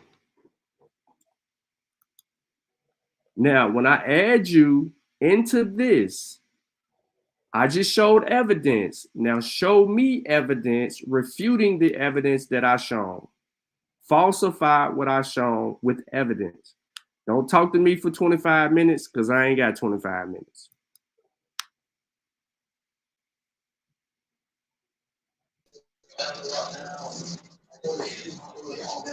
Damn, I can't get a hi, hello. It's like that. Oh, my bad. What's up? What? You lied in the background, man. What's up? Man, y'all slaves, boy. Y'all act tough with y'all's Indian brothers, but y'all don't do that shit with the white man, man. What the fuck wrong with y'all? We the fighters. I'm just saying, why y'all act beef with us, man? We the wild Indians, y'all the slave ass niggas. So why y'all got beef with us like that? Like, you can't even say hi to your brother that when you got over here, we protected you pussy ass niggas. And this how we get treated? It's how we get treated. Halito root words. There you go, my brother. How you doing? Damn. Now, bro, hold on. First off, when did you protect me? What the evidence at? I ain't hear you, my brother. I asked you for evidence of you protecting me. You said y'all protected us. Where's the evidence at? All right, Nat Turner. Where Nat Turner get the guns from? Where Nat Turner get the heart to go up against his master? Wasn't you at all? Who was it then? Because we proved that we was here fighting. No. Ain't that true that all the Indians had Indian wars? Are you saying that Nat Turner is an Indian? Sir, no, I'm saying that you. I'm saying that there's proof that the Black Indians was in the Confederate War, correct? Bro, they were no damn Black Indians. All right, so let's first of all, before we go way into start sending me down a rabbit hole. You didn't prove that my people protected you. I just went to the Civil War. No. That ain't gonna work. Because you just what you mean that ain't gonna work? That's my history. You was in the noose when we was fighting. No. What was you doing when we was fighting at the war? You're lying. Who is we? Us Black Aboriginals and us Indians in the Civil War, blacks that they got in the pictures. Where was your family at during that time? Who came to be Black Aboriginals? Sir, I'm asking. You said I'm explaining my history. We the people in the pictures fighting. Who? The Black Aboriginals. Who? Show me. Show the pictures of Black Confederates. Show me.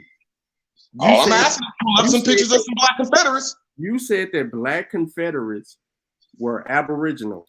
Are you standing? We fighters. All you gotta do is pull up pictures of them. Are you standing on that? Man, can you pull up the pictures of Confederates, please? The Black Confederates. I'm asking you for a question. I'm asking you, bro, because you finna have me chase you down a rabbit hole of the myth. Sir, I just asked us to take the picture time, and I was going to show you my ancestry, which is called the black people that was fighting over here. No, I'm not dealing with it. I'm not dealing if with you ain't dealing with it, you might as well get me out of here because we ain't slaves, brother. Dealing with the myth of black Confederates. So I'm asking you again, where is your evidence? It ain't black Confederates. What are you scared that your people was weak and mine was strong? That's a myth. And first of all, a myth is we came from Africa. All right, I'm gonna do you a favor, bro. I'm gonna do you a favor. I'm gonna show you that these Confederates, these people that you're calling Confederates, right? I'm gonna show you that they were African. Sir, just pull up black Confederates and show the pictures. And you're going to narrate my story. So an African slave is going to narrate my story. No, you ain't got no story. You ain't got no history. Oh, you're going to narrate my story, slave. You ain't got no history. Go ahead, slave. First of all, before I do this to you, I want you to deal with. You won't even let me tell you my history. You're going to narrate my history. So go ahead. I'm glad I got to record it, slave. Because the whole you're all right. So all right, ladies and gentlemen, people of the jury, let me just let y'all know I've already did a presentation on this whole myth of the Black Confederacy, and he continues to wants to run to this myth of the Black Confederacy. Right? This is what he wants to do. He wants. But you won't let me talk about my history, and you never talk about this because y'all slaves. That's disrespectful, sir. You don't have no sources, right? Sure, I'm the one. Have you ever talked about your history being connected to the Civil War? All right. So again, I'm just asking you a simple question that you can't answer. We always do that, brother. So look, let me. You think you heard? Are you going to let me talk when you're done? Because I'll leave if you won't. You know, if you are you gonna let me talk for 2 minutes after you done about my history? Yeah. No, after I do this. So one of the latest. Okay, I'm just asking. After you do that, sir, am I gonna be allowed to talk? One of the latest Confederate. Bro, am I gonna be allowed to talk when you done? When I'm done, you gonna talk. I'm gonna shut the fuck up. One of the latest Confederate monument fights is currently brewing in South Carolina. State Representative Bill Chumley and Mike Burns have proposed erecting a monument to Black Confederate soldiers. The problem, of course, is that there were no Black Confederate soldiers. The Confederate government refused to allow Blacks to enlist until March of 1865, when desperate for manpower, the Confederate Congress passed a law allowing African Americans to serve in combat roles. Who did they allow to serve in these combat roles in March of 1865? African Americans. So, my brother, go ahead, talk your shit. Since you claim that these Confederates is your people, have at it. Explain to us how some fucking African. You don't even know how I set you up. Now, see, you don't even know how I set you up. You asked me to explain. I just need a couple minutes. You don't even understand. I set you up because I took you to picture time during slavery. See, I set you. Am I going to be allowed to talk, sir? You didn't send me nowhere. Can I talk about you cutting me off? See, I set you up. I put you in the trap. Now I got my hands around your neck. Okay, now am I going to be allowed to talk? I took you to picture time around the same time as slavery. So now you just showed a picture of my family in pictures in 1864. Now show me a slave picture in 1864, sir. See how stupid y'all is? I digress, sir. You done? You done? All right. Okay. Where's your evidence of picture time where the real slavery was going on in 1864? Now you want slavery in 1864. Ain't that when it ended? Right when pictures were started? So show me a picture of some slaves in that port you're talking about.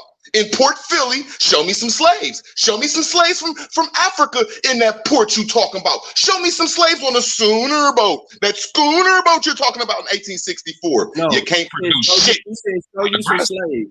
So I'm finna show you some slaves. You see, your argument is ignorant. So here's a real live slave, July 5th, 1864.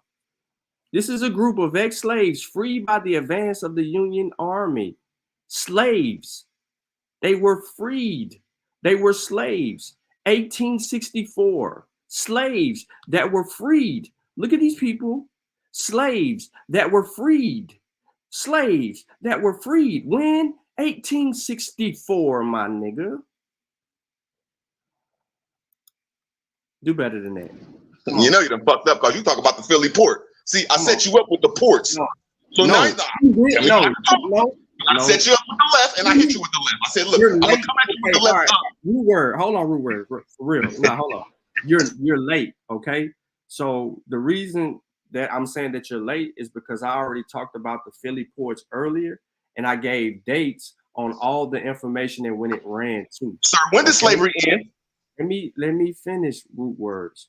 All right. So we know when the port stopped accepting importation of slaves at the port of Philadelphia specifically.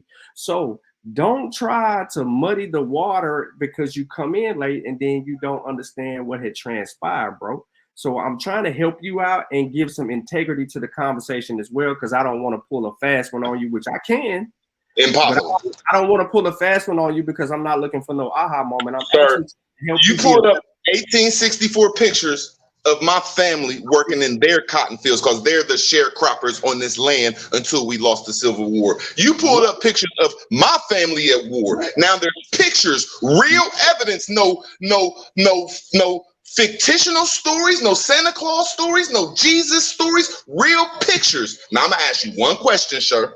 Show me some Negroes, some slaves getting off that schooner boat you talking about in 1864. Show me some slaves in Philadelphia's ports or any ports. And I digress, sir.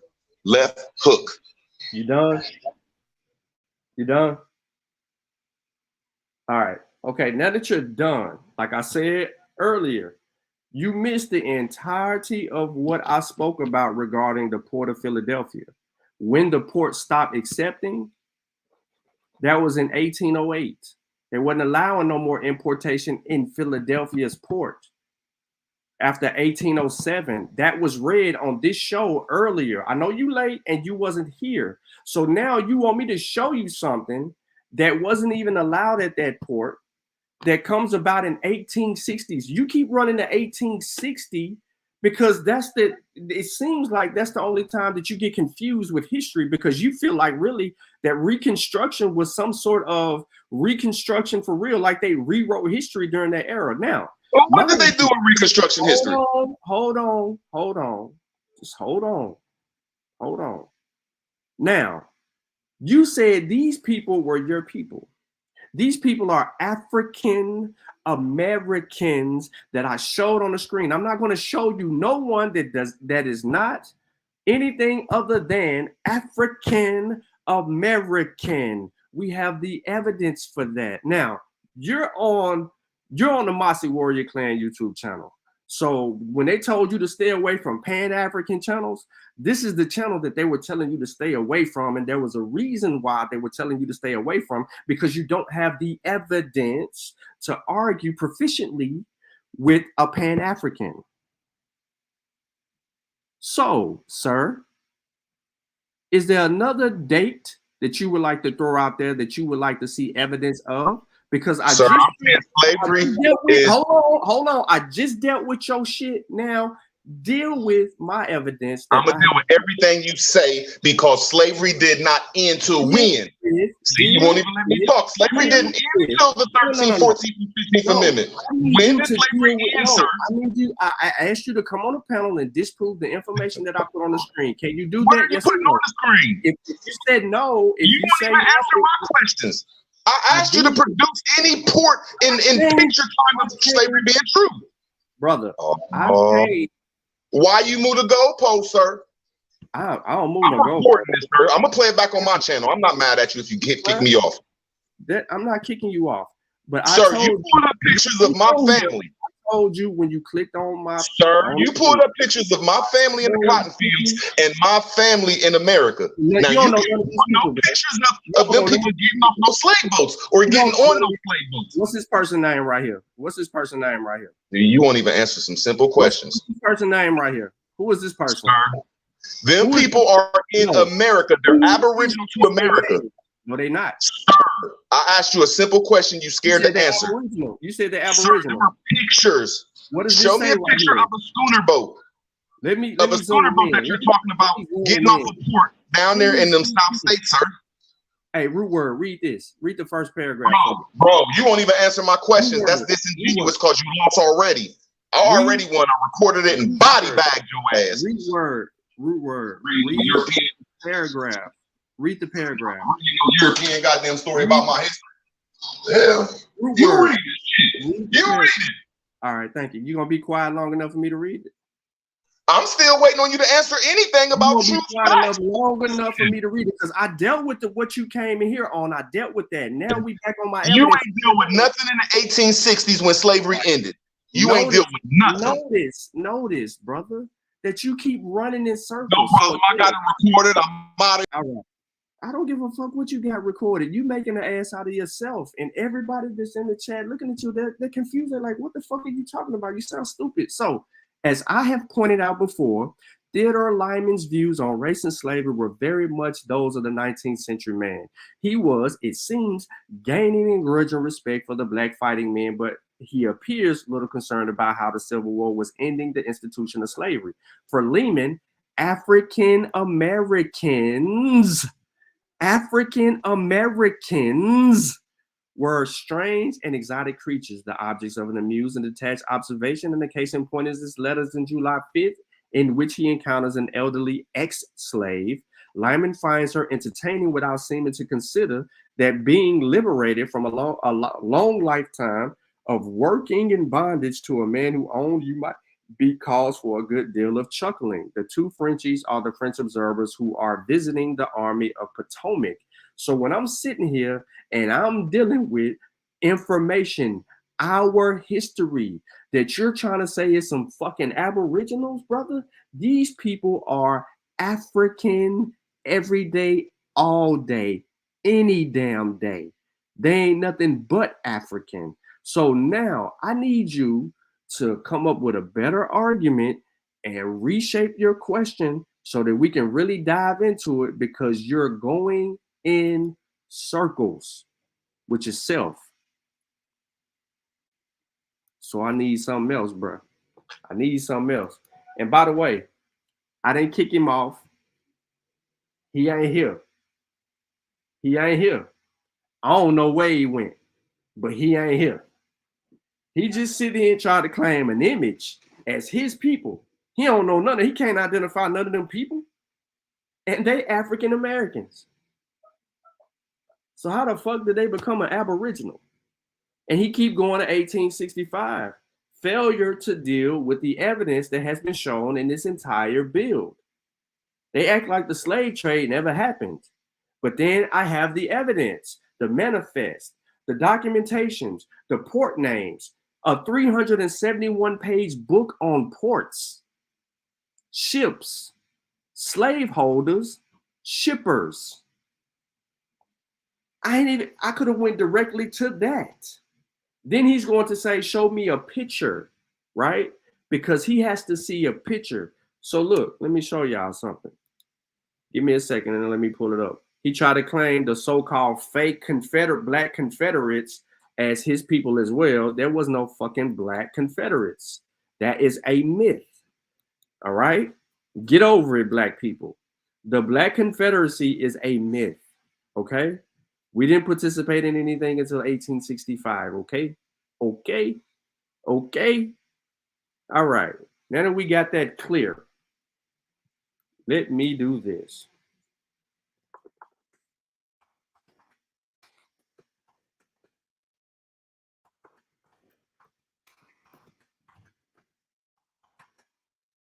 Let me see if I can pull back up this document. Now, he want me to show y'all, right?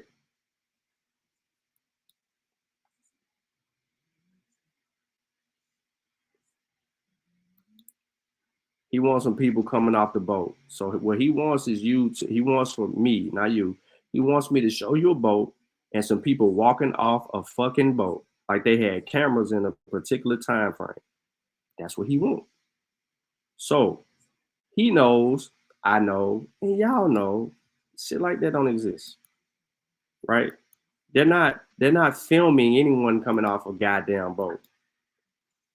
Wasn't nobody coming out votes in 1865. People were still on plantations, working, picking cotton, tobacco, sugar, all of that stuff. So the 19th century ship, the Wanderer, was an opulent pleasure yacht with a sinister upside, a hidden deck where hundreds of enslaved Africans were held captive and illegally trafficked into the United States. Now, almost 165 years after the Wanderer's final voyage, Finding Our Roots of African Museum in Houma, Louisiana is telling the stories of people who survived the transatlantic crossings and went on to live in the American South. Here we have, ladies and gentlemen, you see these black guys, do you see these guys right here? These Africans right here, you see them? All right, that's Ward Lee, Tucker Henderson, and Romero were 3 of nearly 500 captives illegally transported on the Wanderer, ladies and gentlemen. Mind you, I got a book, let me see, hold up. Slave ship here. I got a book somewhere on the Wanderer. Slave ship. Reddix.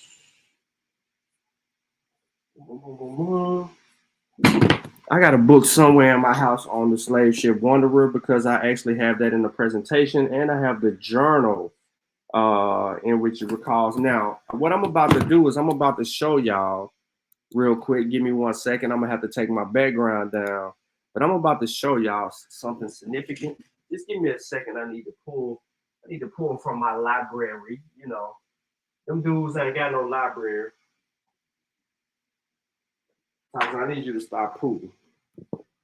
All right, so I want to show y'all some significant stuff. I don't know if you can see this, so I'm gonna take my background down because I want to be able to present this in a liking fashion. All right, so you see this book? It's called Saltwater Slavery. Okay, Saltwater Slavery. All right, you see it? A middle passage from Africa to American diaspora. Now, what y'all think is in here? There's primary source manifest in here. Just to show y'all. Primary. There's primary. It's a bunch of them. It's a whole bunch of stuff that come through right here, but guess what? They talk about us in this book. I want to put this on the screen for the slow person. The Slave Ship, A Human History. Marcus Riddick. Okay. Show you the book. What you think in here? What you think they telling the story on? What you think they telling people? How they getting to work? Descriptions of slave ships and so on and so forth. Right? All of that. Oh, you thought it was a game? You thought it was a game? The Voyage of the Slave Ship Hare. What did it say at the bottom? A journey into captivity from Sierra Leone to South Carolina. That boy in the chat going nuts, talking about pictures. Bruh, books. And I get more.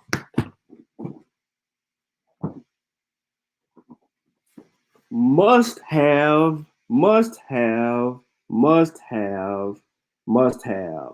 The story of the Atlantic slave trade from 1440 to 1870.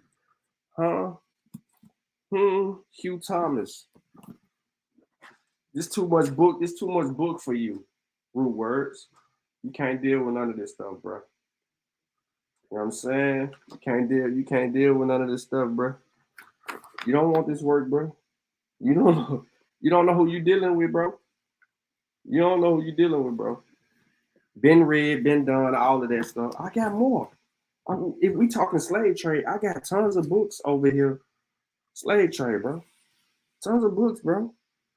And we ain't got to play no game. I got tons of books over there on the slave trade, bro. I'm up on you. You talking about some pictures on the internet. They putting the homework in the books.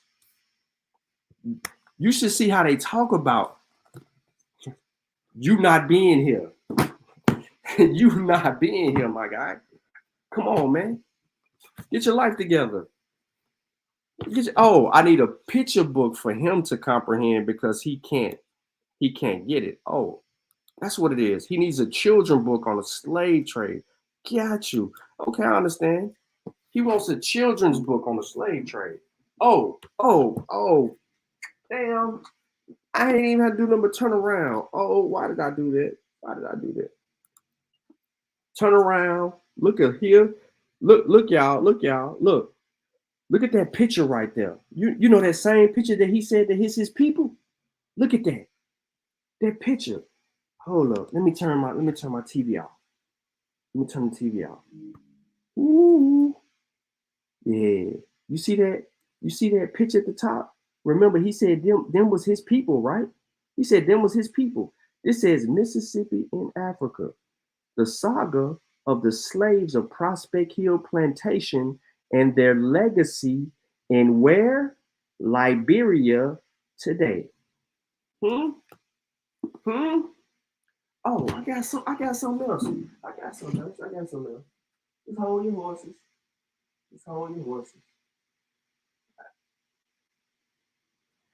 Yep. He don't know who he talking to. He need a picture book. Okay.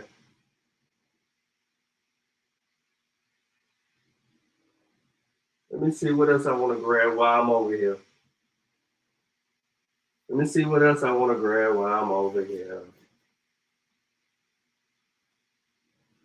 just give you a little. Let me give you a little bit more light work. Little light work. Mighty rough times, I tell you. What you think this lady telling her story about? Huh? What you think this lady telling her story about?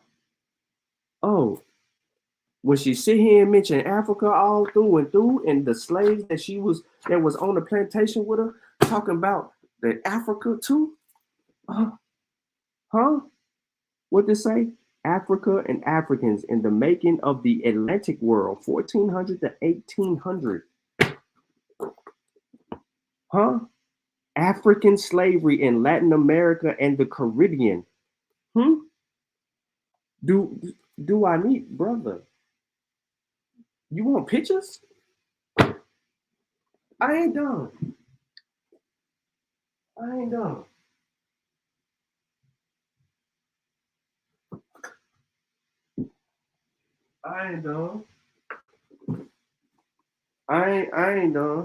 What this say? Early African American print culture. This in America. This talking about America. This talking about your black, them people that you trying to steal. History you trying to steal. Right here, nigga. Come on, man. You don't know what you're dealing with, bro. I ain't done. I'm not done, y'all. Just hold on. It get interesting.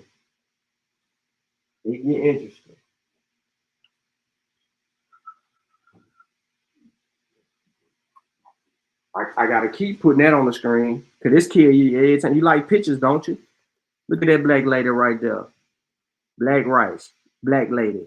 Come on, man. I need to go downstairs. Here we go. I'm gonna stop book. Now I done read all these books, so it don't even matter.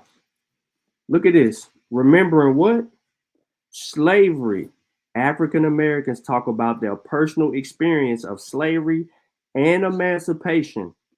And they don't change a word. The way these black people speak in the book, Massa, Issa, Asa, let me give you a little bit. I was born in Chester, South Carolina, but I was mostly, Mosly, raised in Alabama.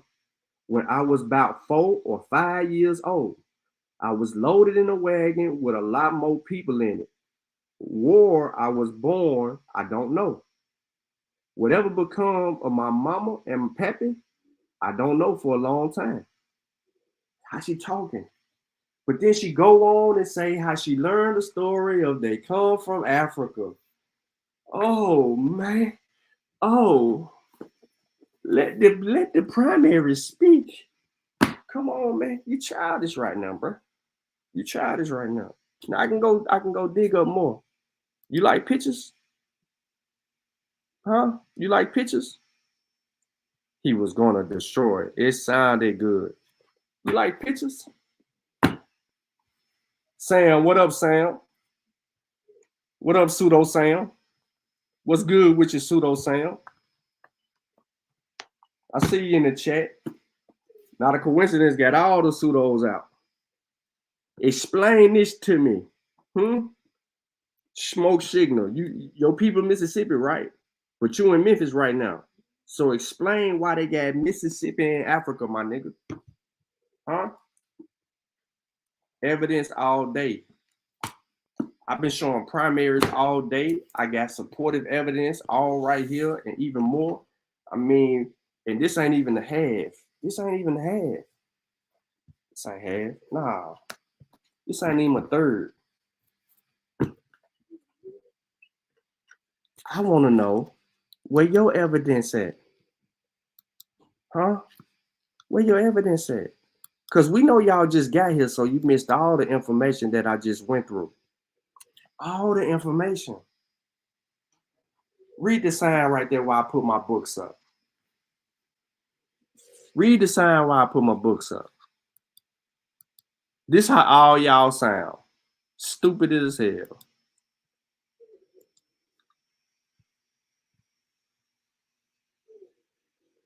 This how all y'all sound.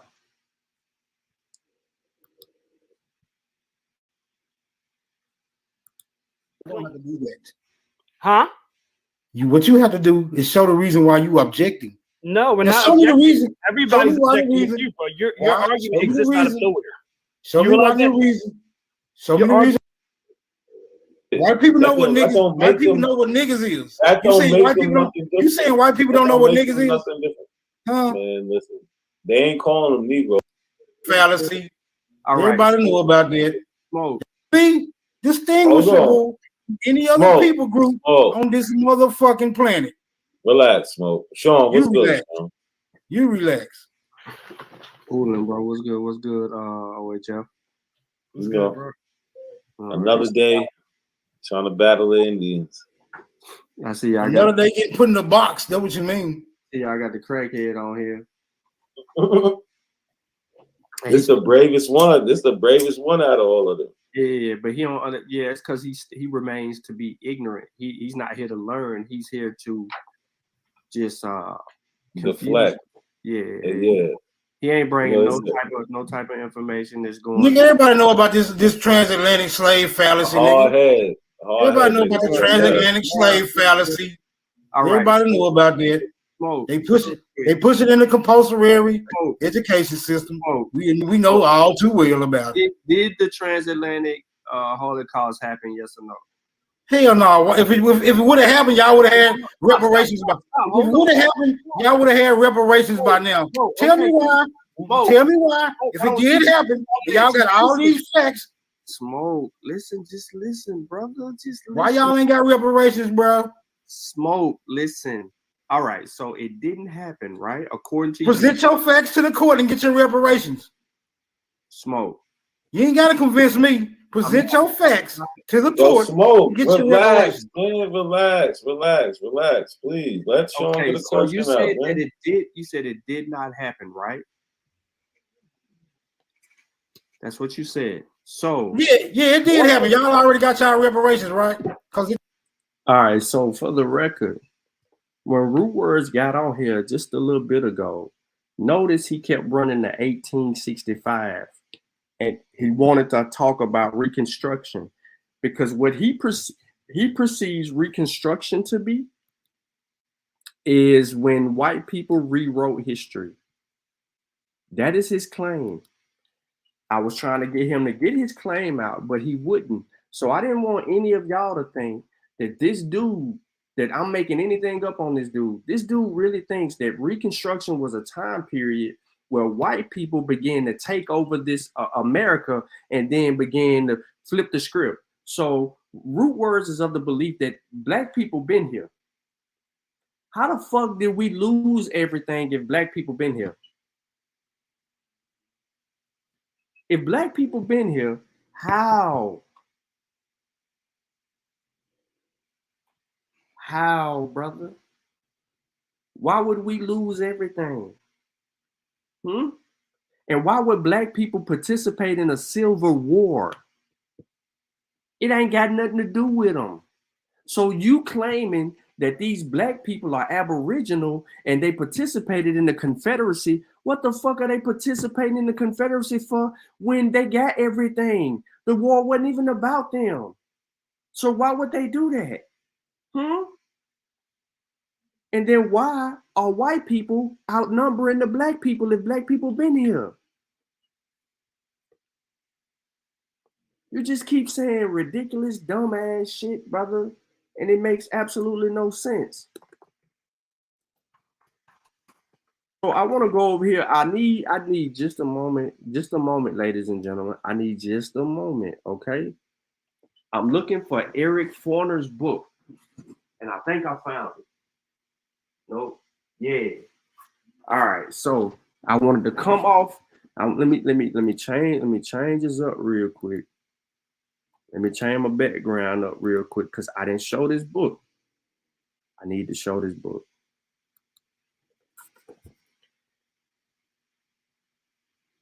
Yo, root words.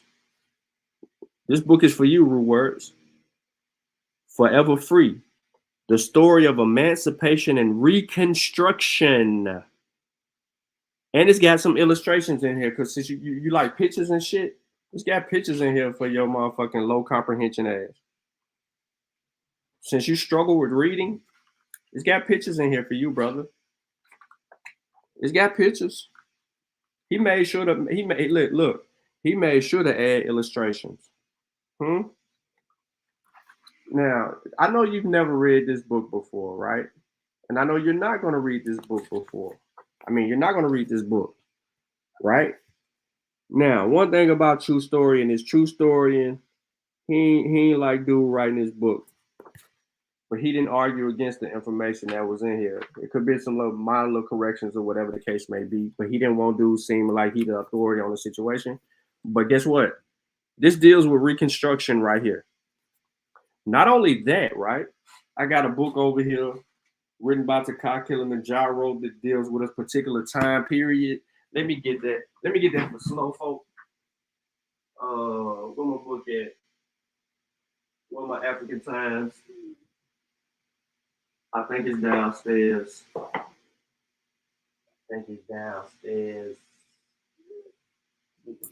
Oh. Nah, it ain't African Times. It's this. It's called Box Square, right? Right, look at the tags in this motherfucker, bro. Huh? This is a 1,000-page book, bro, that I read. It took me 3 months. No cap. 3 months to read this book. No lie. I know you wouldn't do this. You wouldn't read this book.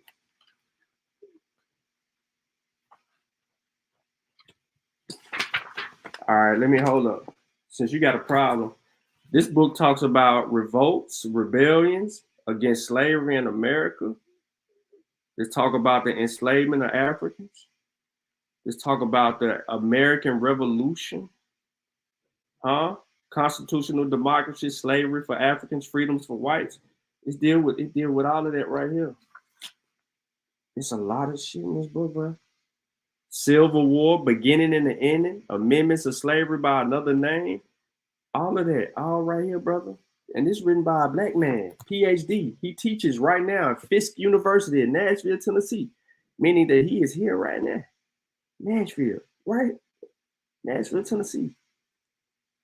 He here. Nashville. Come on, bro. Come on. Since y'all don't like white people, right? You don't like white people. Well, okay, a black man saying the same thing this motherfucker saying. That's how you substantiate it. Then you go behind them and get the primaries and deal with all of that. Eric Foner, bro. Reconstruction. So let's pull up some shit on Reconstruction for our slow boy in the back, right? Since he want to rewrite history. Boy, you got them people cutting your head in the chat. You got them people cutting your head in the chat. So, all right, let me share my screen.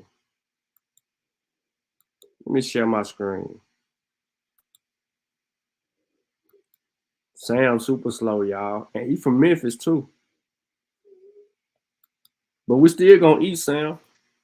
When I pull up on you, bro, you owe me dinner. You owe me dinner, Sam. The next time that I am near Memphis, bro, I want my dinner. Bro. And we're going to do your DNA test. So get ready. It says the Emancipation Proclamation in 1863 freed African Americans in rebel states. They don't say Aboriginals or Indigenous. It says African Americans. And after the Civil War, the 13th Amendment emancipated all U.S. slaves wherever they were. As a result, the mass of Southern blacks now faced difficulty Northern blacks had confronted, that of a free people surrounded by many hostile whites. One freedman, Houston Hartsfield Holloway, wrote, "For we colored people did not know how to be free, and the white people did not know how to have a free colored person about them." Even after Emancipation Proclamation, two more years of war serviced by African American troops and the defeat of the Confederacy, the nation was still unprepared to deal with the question of full citizenship for its newly freed black population. The Reconstruction implemented by Congress, which lasted from 1866 to 1877, was aimed at reorganizing the Southern states after the Civil War, providing the means for readmitting them into the Union and defining the means by which whites and blacks could live together in a non-slave society. The South, however, saw Reconstruction as a humiliating, even vengeful imposition and did not welcome it. During the years after the war, black and white teachers from North and South missionary organizations, churches, and schools worked tirelessly to give the emancipated population the opportunity to learn. Former slaves of every age took advantage of the opportunity to become literate. See, we talking Reconstruction, so we got an opportunity to learn.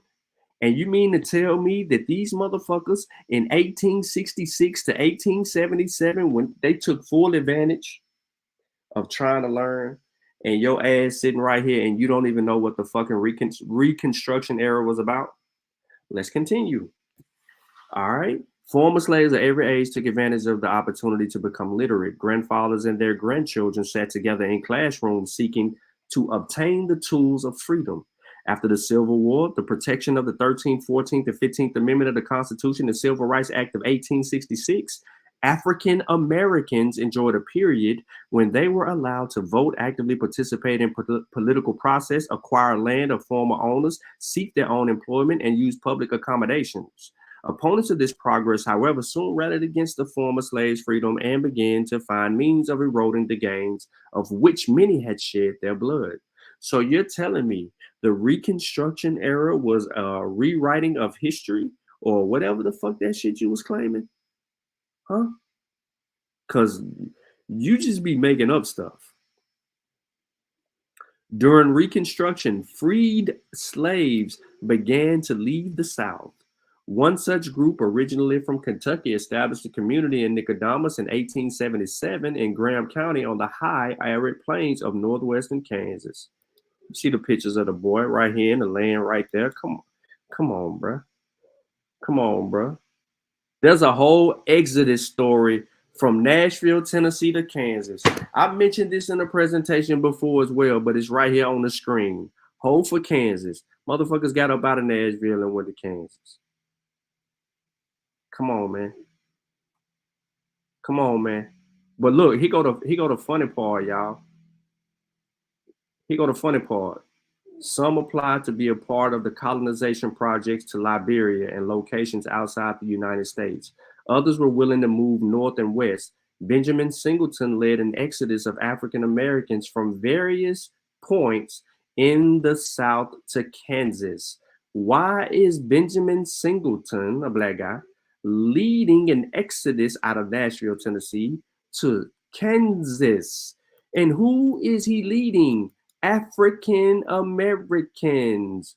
You know, but this dude is claiming that these people is Aboriginal. These people been here. These people, yada, yada, yada, yada, yada, yada, 1865, 1865. What does this say, brother? African American population distribution and migration patterns can be traced using maps published in statistical atlases prepared by the U.S. Census Bureau for each decimal census from when? 1870 to 1920. Come on, my guy. Come on, my guy. What are we talking about? What are we talking about? Huh? We talking primaries. What? Fruits of Reconstruction. Oh, but Reconstruction was a rewriting of history. How, Sway? How, Sway?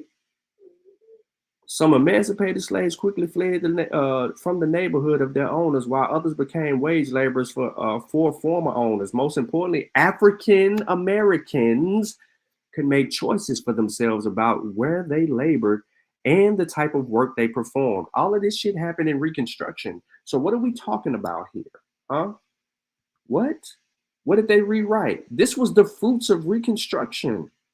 We had a hunger to learn. We had glimpses of the free woman. We had all of this stuff. African Americans and the franchise. What? Hold on. What? What? What do you mean? The black male was able to vote. Huh? All that happened after Reconstruction? Wait a minute. Say it ain't so, Gizmo. Say it ain't so.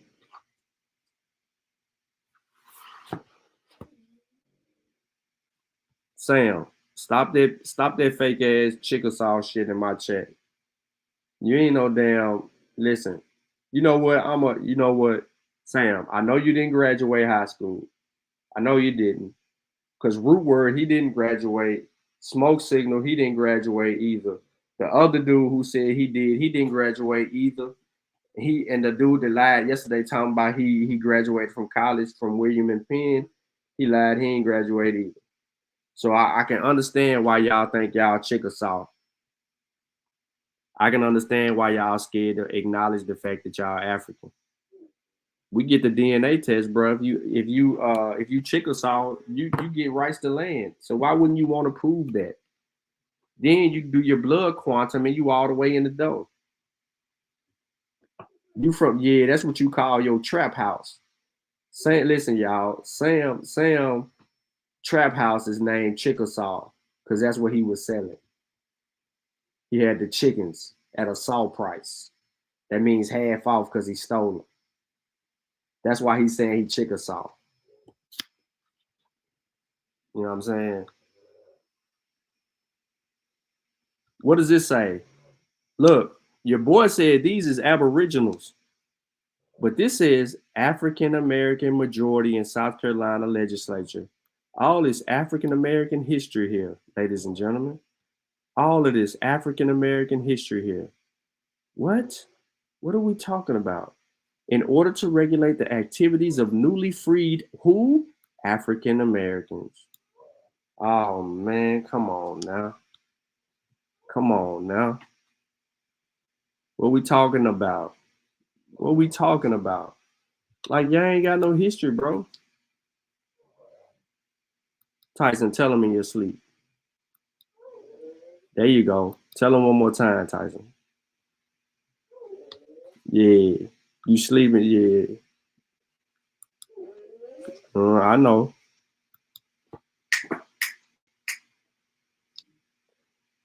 Ooh. Guess what, y'all? Guess what, y'all? She survived a slave ship, the Civil War, and the damn Depression. Her name is Redoshi. I'm going to run it back to y'all one more time. She survived a slave ship, the Civil War, and the Depression. Her name is Redoshi. And this what she looked like. Here she go, right here. Redoshi. Her. This lady. Look at her. She endured and survived all of that, brother. They also, look, Redoshi was her name, but guess what else they called her? Sally Smith, after she became enslaved with her husband, Uncle Billy of Yawith. Oh, y'all didn't know this existed? Y'all thought this was a game? Y'all didn't know that we had it like this? Y'all didn't know who Redoshi was? Look at Ladosha. She said, I thought you said Ladosha. It has long been believed that a man named Cujo Lewis was the last living survivor of the transatlantic slave trade in the United States. Now, a researcher at Newcastle University in Britain says she has discovered testimony from someone who had lived even longer, a woman named Redoshi. The new findings published last week in the Journal of Slavery and Abolition are likely to be the subject of scholarly debate because there are a few records documenting the lives of the last Africans to be captured and brought to the United States of slave ships. Regardless of Redoshi's precise historical status, the researcher Hannah Durkin has pieced together accounts from different sources and census records to carve out a remarkable life of a woman who survived the treacherous Middle Passage voyage at the age of 12, was sold as a child bride, and lived through the Civil War and the Great Depression. According to Dr. Durkin, Redoshi died in 1937. Lewis died in 1935. Come on, man. Come on, man. Come on, man. Sam, hey, listen, Sam don't want no smoke, bro. Sam don't want no smoke, bro. He just talking in the chat. Trust me, Sam don't want no smoke, bro.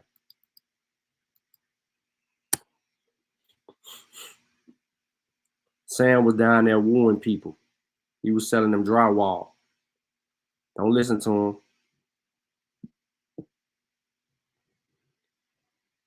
So you learn Memphis' true name tonight, thanks to Ty Sam. That boy crazy. Sam crazy.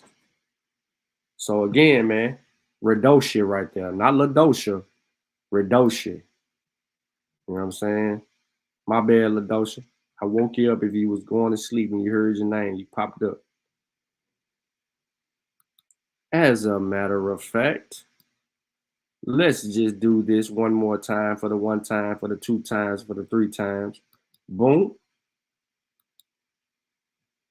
Slavery in Philly. Since arrival of the first enslaved Africans, deep scars exist here across Commonwealth. Enslaved Africans was present in the region well before William Penn planted England's flag here in 1681. Need to cut the air on. I don't know why my air ain't on, bro. Read all this on. All right, cool.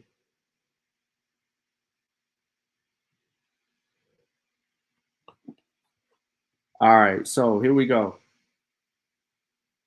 Hold on, since old boy like pictures, right? He like pictures. He like pictures, right? Look at them pictures. They're talking African Holocaust over there. It's in Philly. It's in Philly at the museum. Shackles and the whole 9. All this stuff touches home. It doesn't go back that far, says German. Yeah. This is the Least We Forget Museum of Slavery recently in August. Yeah, that's in Philly. Come on. Come on, man. You don't want no smoke, bro. To highlight the struggles and journey of African Americans, Gafar said that the 400-year coalition was headed the works of the group of activist historians throughout the year to mark the 400th anniversary of the first documented ship carrying enslaved Africans into where? North America. The scars of slavery remain for both African Americans, poverty, gun violence, and poor schools that impact blacks, higher rates, and demographics in the city of the whites. Come on, bro. I don't know what y'all on. I don't know what y'all on over there on those ammo channels. Type Sam, you know that your people told y'all to stop coming over here and dealing with these Pan-Africans, right? They told y'all to stay away from the Pan-Africans. It says stop going over there with them Pan-Africans and got us looking silly. They said that to y'all. You didn't want to listen. And now you in the chat getting beat up in the chat. Now you in the chat getting beat up in the chat. It's craziness, bro. I want to show you something real quick, Sam. See, you ain't got this right here, Sam. Let me show you. You ain't got this right here. You see this? You see that? It's an archives collection logbook of the Unity, the slave ship Unity. 1769 to 1770, bro. We talking information. Look at that. The 6th of June, 1770. The slaves made an insurrection which was soon quelled with the loss of 2 women. Died a slave girl. This is all in the journal. The slaves attempted an insurrection. June 26th. The slaves this day proposed making an insurrection. Well, some insurrections going on that. What is this? A Liverpool slave ship by William Jacobson. Come on, man. What we talking about, bro? What we talking about? What we talking about? I can go on and on and on and on. Y'all can't show me one motherfucking thing that y'all did here for the Aboriginals. Not one. What did you build? Everything you trying to claim is African history.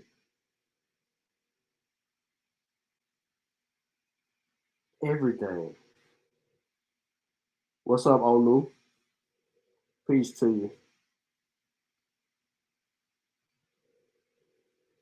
Oh, tight. Oh, y'all, man, I ain't arguing with you about no Memphis name. I ain't arguing with, I don't know why y'all argue about Memphis name, man. Yo, South Memphis dudes be tripping me out, man.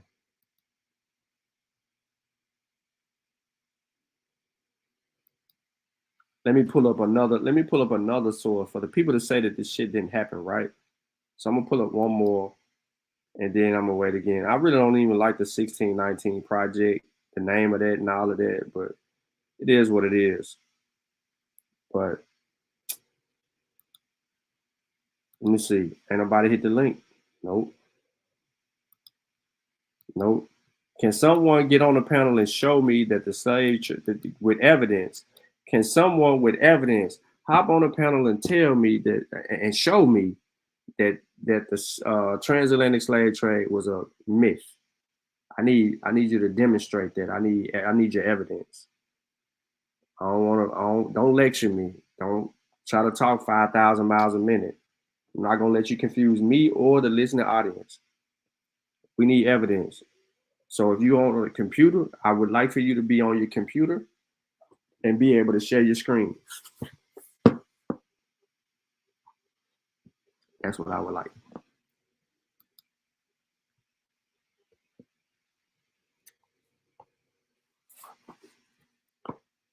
Come on, man. You said you've been here, you Aboriginal. Show me. Show me, homie. Let me go to chapter 6 real quick on page 159 of this book.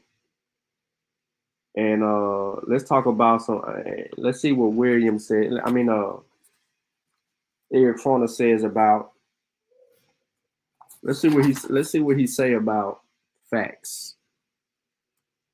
On the night of October 29th, 1869, some 30 disguised men appeared at the home of Abram Colby, an African-American man who represented Greene County in the Georgia legislature. They broke my door open.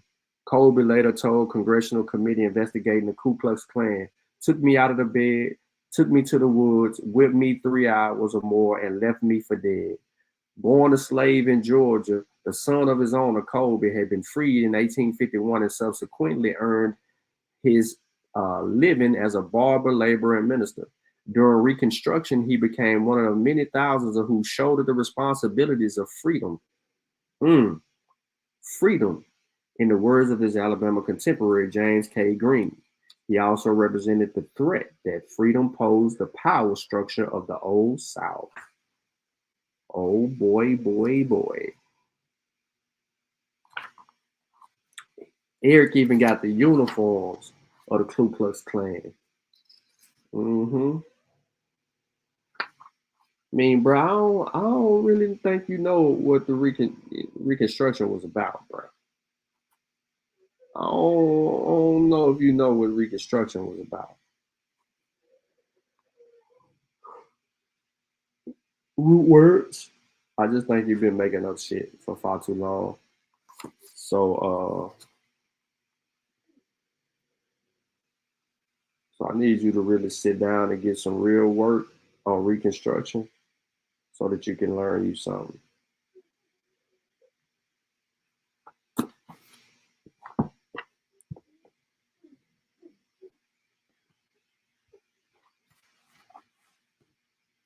Olu said, look. Yeah, Olu know. ChatGPT Indians, facts. ChatGPT is what they is.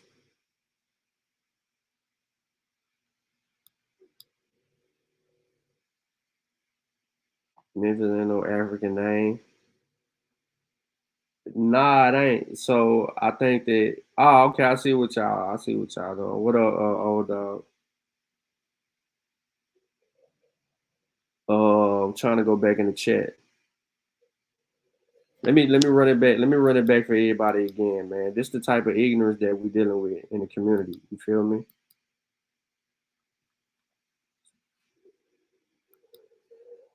Not a coincidence. See, another day get put in the.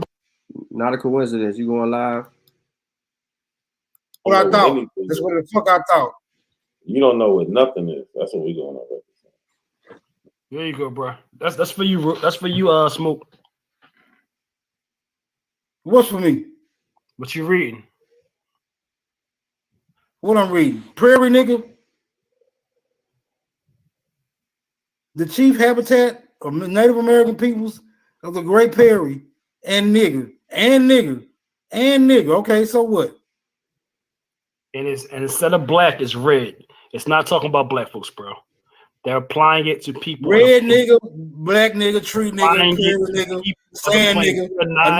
A nigga is a nigga. A nigga is a nigga is easily distinguishable from every other people group on this motherfucking planet. A nigga is easily distinguishable from any other people group on this motherfucking planet. Relax, Smoke. Sean, what's good? You relax. Coolin', bro. What's good? Wait, y'all. What's good, bro?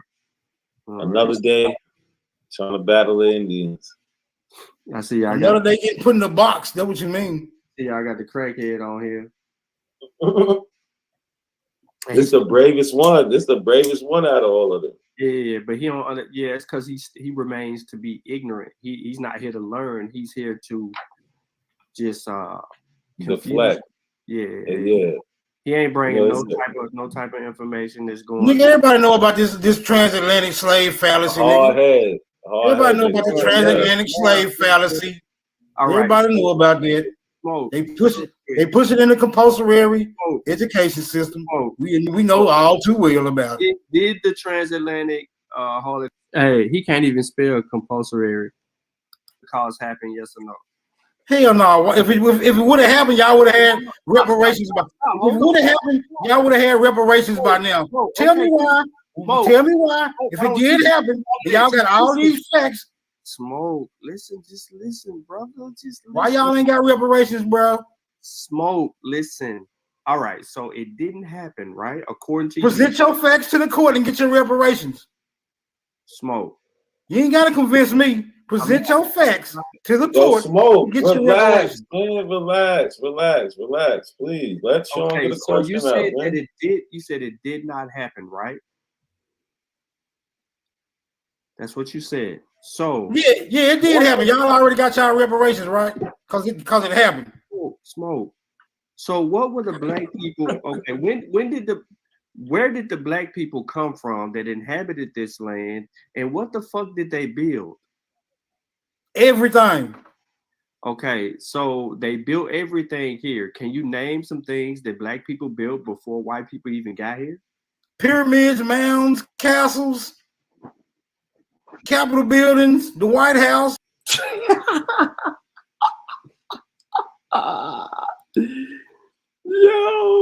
Yo. Who built the White House? Who built the White House, y'all? Sam, do you agree? Do you agree with him? Who built the White House?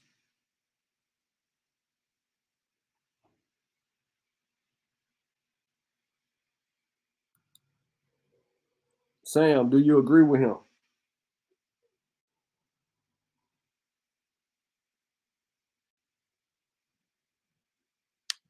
Sam, come on, bro. Sam, do you agree with him? You still in the chat, Sam. Don't be hiding, bro. Sam, do you agree with Smoke Signal? Yes or no? All right, okay. He want to play a game. So what I want to do is I want to take y'all to the White House Historical Association. Did enslaved people build the White House? Enslaved laborers participated in every stage of building construction, from the quarrying and transportation of stone to the construction of the executive mansion. They worked alongside European craftsmen, white wage laborers, and the other free African American wage laborers. So when they said enslaved laborers, right? Who were the enslaved laborers? They were the other African Americans.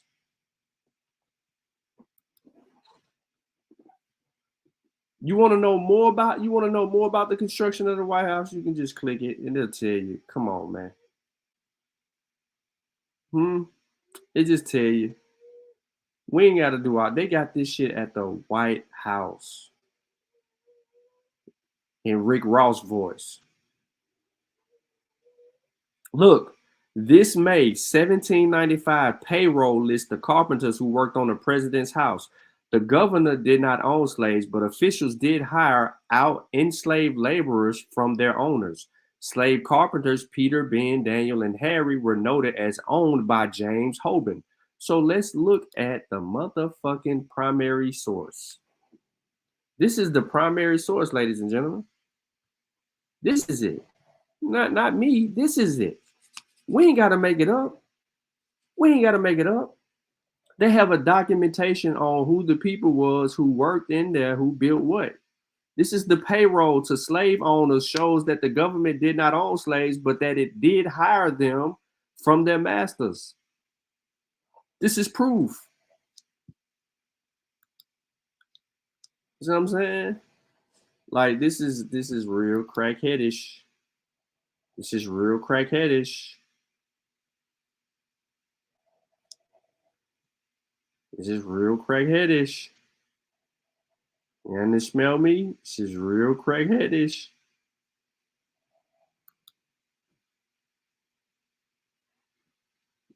I don't know history. Come on, man. We know what's up. I wake up every morning in a house that was built by slaves. Michelle Obama.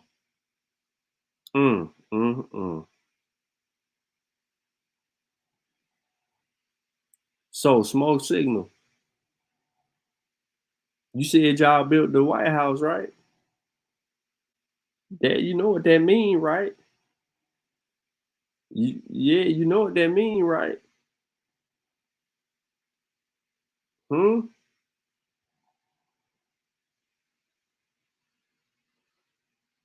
I can't believe you guys, man. Y'all go over there, start these YouTube channels and start making up stuff. Can't believe you guys. Just fake it till you make it. And then you're doing a poor job at that. Because you get no wins anywhere. We suffocating it.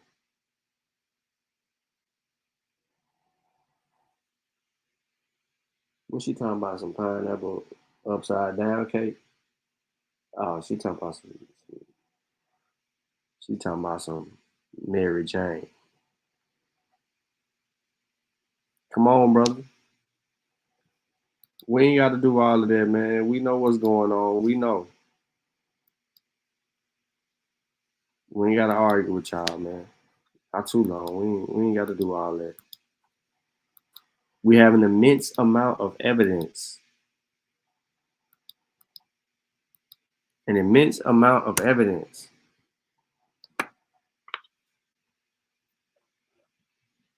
Come one, come all. Pseudos. Y'all done ran Sam off. Sam done got scared because he ain't see root words. What's up, Oklahoma? Thomas, Oklahoma. These apples be wearing Hollywood headdresses, jumping on monks' mouths, trying summon the great copper creator. Facts. Facts. Shah is correct. That's what they argue, don't they? They said everything was already built here.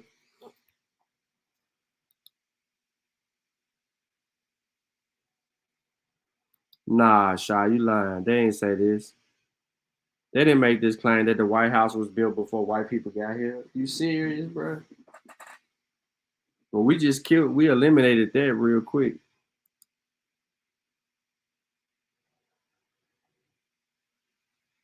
Oh, Lou, they ain't got no stands, bro. They just make it up on the fly.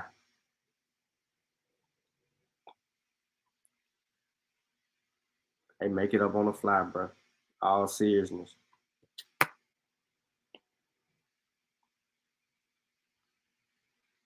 You know what I'm saying?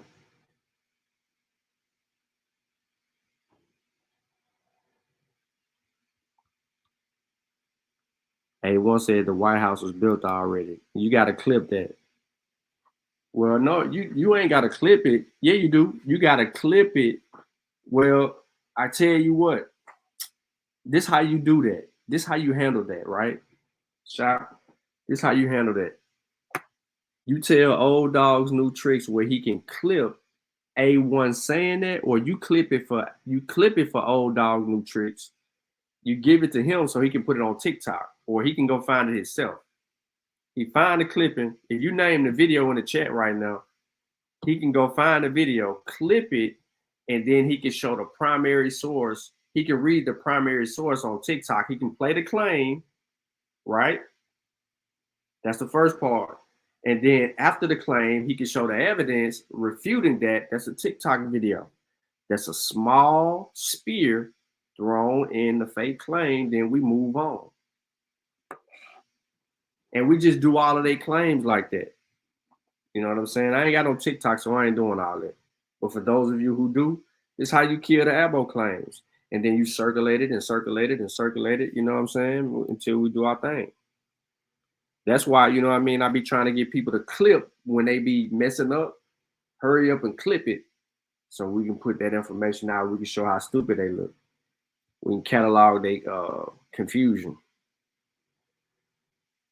I mean, it's the best way to do it, bro. You clip the claim, and then you come through with the evidence that refutes the claim right behind it. And if it's 30 seconds or less than 90 seconds, then shit, you got a hell of a TikTok. And you do that with 10 of their claims, or you do that with 20 or 30 of their claims, then you can trend all day, because now you done put them in an awkward position because you fighting fire with fire. I ain't got TikTok, so you know what I'm saying? I ain't gonna do you no justice. Yeah, I know he hates you. He told me he tired of me repeating things he said. He said that's girl-ish.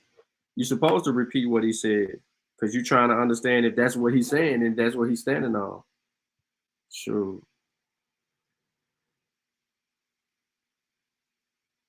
He crazy out his mind, bro. Tripping all the way.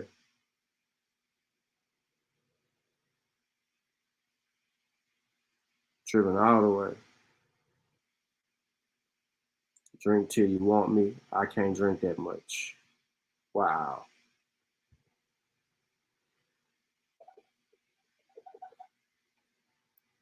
There go his name right there.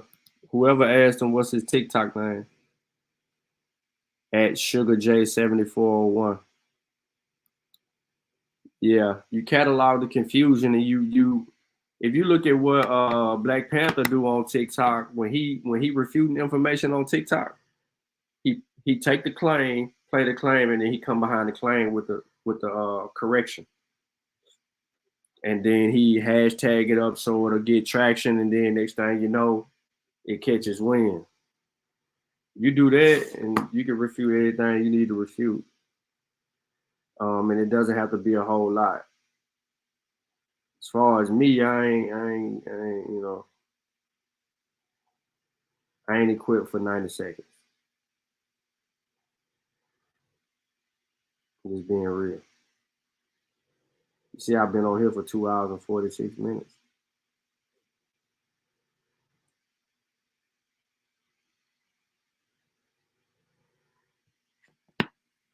Each app on, yeah, that's true. That's true.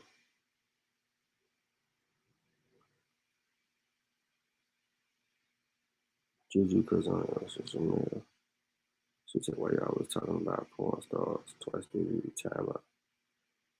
I'm with Sutek on that.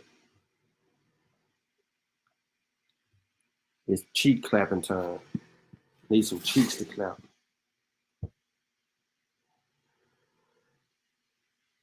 You can't blame me for liking Miss B Nasty. That boy Sutek crazy. Let me not repeat him at this juncture. It's the Mary Jane. It's that margarita. He don't drink. He been drinking margarita, so you know what I'm saying. Take it up with the drunk Sutek for his comments in the chat. He don't drink. Margarita got him saying certain stuff he ain't supposed to be saying right now.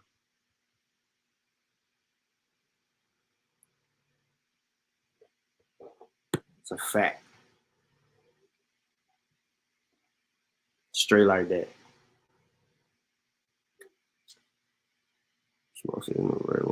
Sound like, yeah, they do. She tried to use North America and Africa, their past, present, and future. Oh, yeah. Well, they don't know history, so it's really easy to refute them because they don't know history. And the history that they claim that they know does not belong to them at all. It belongs to African Americans and the Indians. Usually that's who they steal from. So we have to guard history with a keen eye and correct it immediately, just to be honest.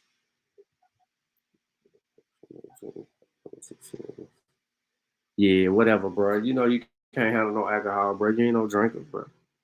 You smoke. You ain't no drinker, bro. You and that just, you know what I'm saying? But look, man, I ain't gonna hold everybody up. We did our work. Our work here is done. The task is complete. We stand on what we stand on. Make sure y'all go get Coffee Book.